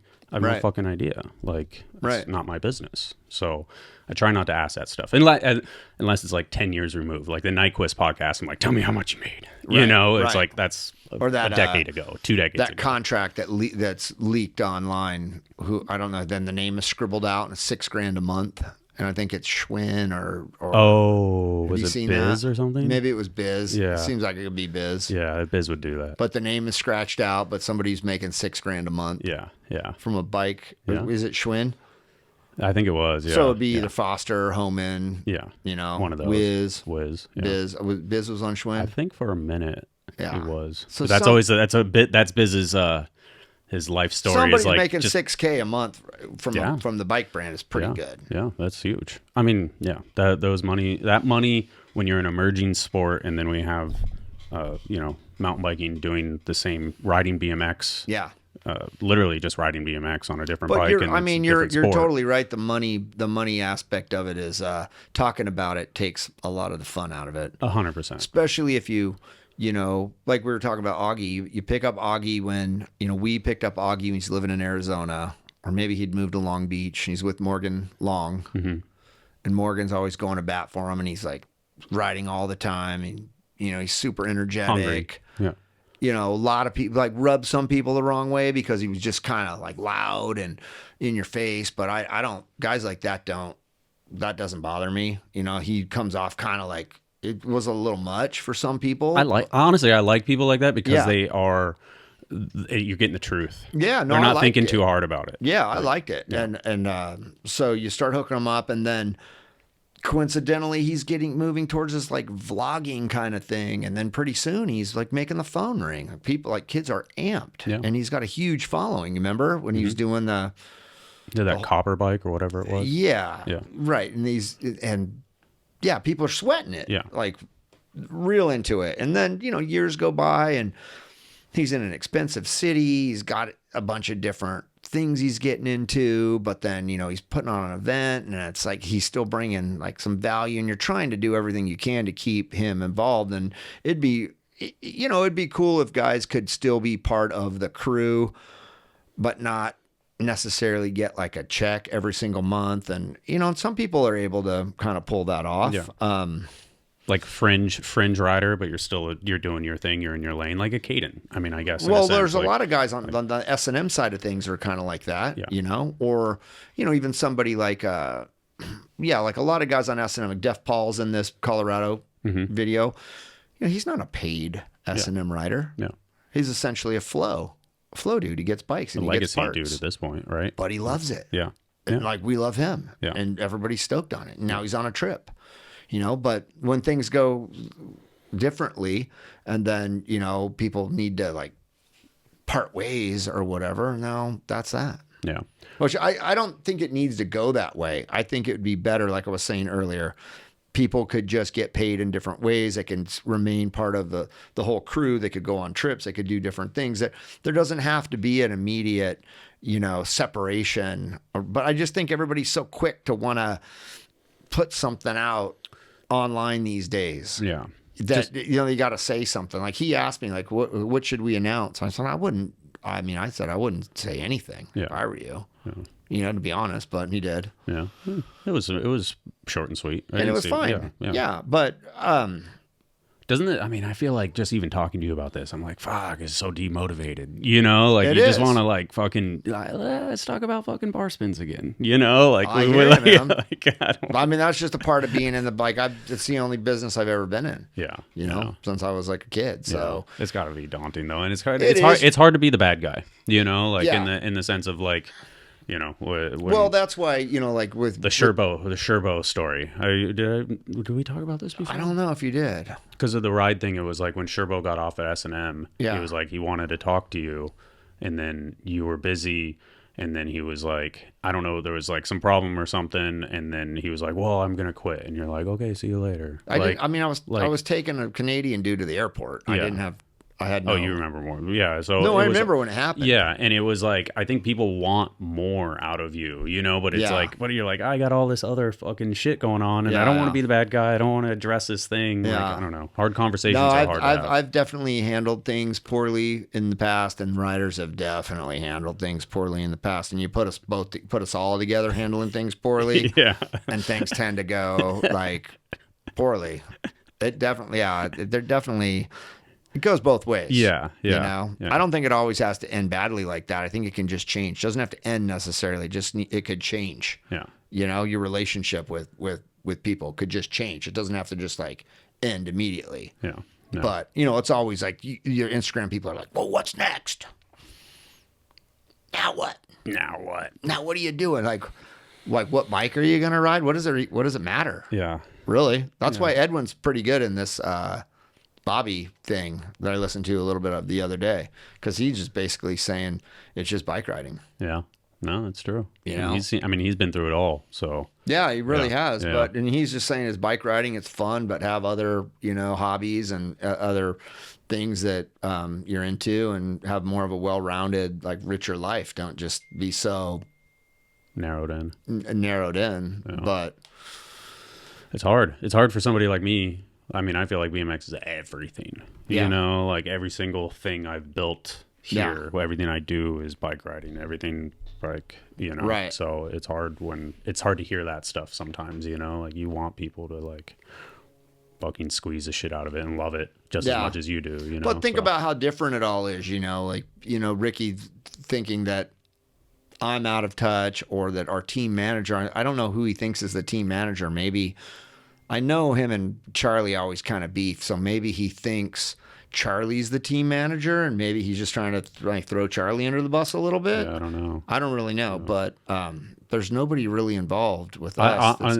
It's funny because when he said he got let go from Merit, I honestly didn't know he worked for Merit anymore. I thought Yeah. him and Rees started a distribution company, and that's what they were doing. Yeah, I thought so that's. too. I didn't know he worked for Merit. Well, I don't think he lost I- his job over this. There's no way. No, It would have been I don't other think stuff. so. But yeah, he said that. anyway, it's silly to say that anyone's out of touch because there's just so many different versions of BMX. You know, you've got guys that are, you know, street guys, like kind of animal style guys out doing their thing, and you know, like Jeff Z and that kind of a scene. Then you've got the guys doing the nitro games. Yeah. And that kind of, I mean, there's so many, there's race guys, there's dirt jump, there's trail guys, there's the Hallahans and Reynolds and those kind of guys.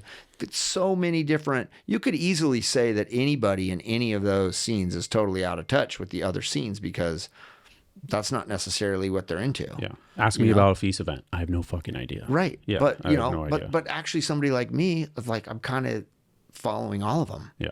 all the time because I'm dealing with guys in different Genres. genres all the time. So it's just kind of ridiculous to say that, but What's next? You guys got the full length dropping 2023, the year of the pullback.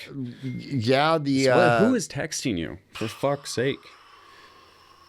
Stu Johnson. Fucking stop. Yeah, I've told him to take. That's a group text, and I've asked to be taken off. You can mute it. You can mute that specific group text. As soon as we're done here, you're gonna show me how to do that. All right, I got Stu, you. I want to get off that group text. By the way. Guys, take me off that. I want to remain out of touch, as out of touch as possible, please. So who you got? You got Biz. You got Doyle. Who else are you gonna bring on that is gonna piss off? Oh man, who could we get? I'm just joking. We've got Built Different coming out in December, and try and survive this cold BMX winter. Yeah, and that's how it goes. Honestly, it's We'll the same. see. Yeah, people we'll see pull you in out. Colorado in the spring. Yeah, right. I'll be taking the Greyhound. We open the trails back up again. Yeah, yeah, that'll be it. We'll see you then. All right, cheers. Thank you, Chris. Yeah. Hopefully nobody's. I feel like this one is like so focused on just. I mean, that's what we talked about. State of the Union, anyways. This is kind of the whole point of this, but hopefully, people laughed a little bit too, because I feel like the last one was so fucking outrageous with all the stories. So, you pissed in Greg Hill's Nora Cup? Right. Yep. Yeah. True, and broke it, and then had to have it repaired. Did he? How did you repair a Nora Cup? Bought another one? No, just me sitting on it broke the wood. Why were you sitting? Or you sit down to pee? Well, I sat on it for the photo. Oh, put it on the toilet. Sat on. You haven't seen the photo? No, I haven't. Oh, is it? It's in the book, isn't it? Yeah. Yeah. All right, I have seen it. Actually. Spike took it, I think. Yeah, it was a Polaroid. Spike took a Polaroid. But do you still talk to Spike at all? Is there like any not since the relation? book? Yeah. Yeah, we interviewed him for the book. It was pretty funny, like a speakerphone call. We did one with Spike. We did one with Tremaine. Oh yeah, that was good. They're both in there. Yeah. Transcribed. Yeah. I love those guys, but they're big time. They are busy guys. So cool. Thank you, Chris. All righty. Yep. 2 hours 30 minutes. Not as long as 3. Yeah. 2:30. It's funny people think.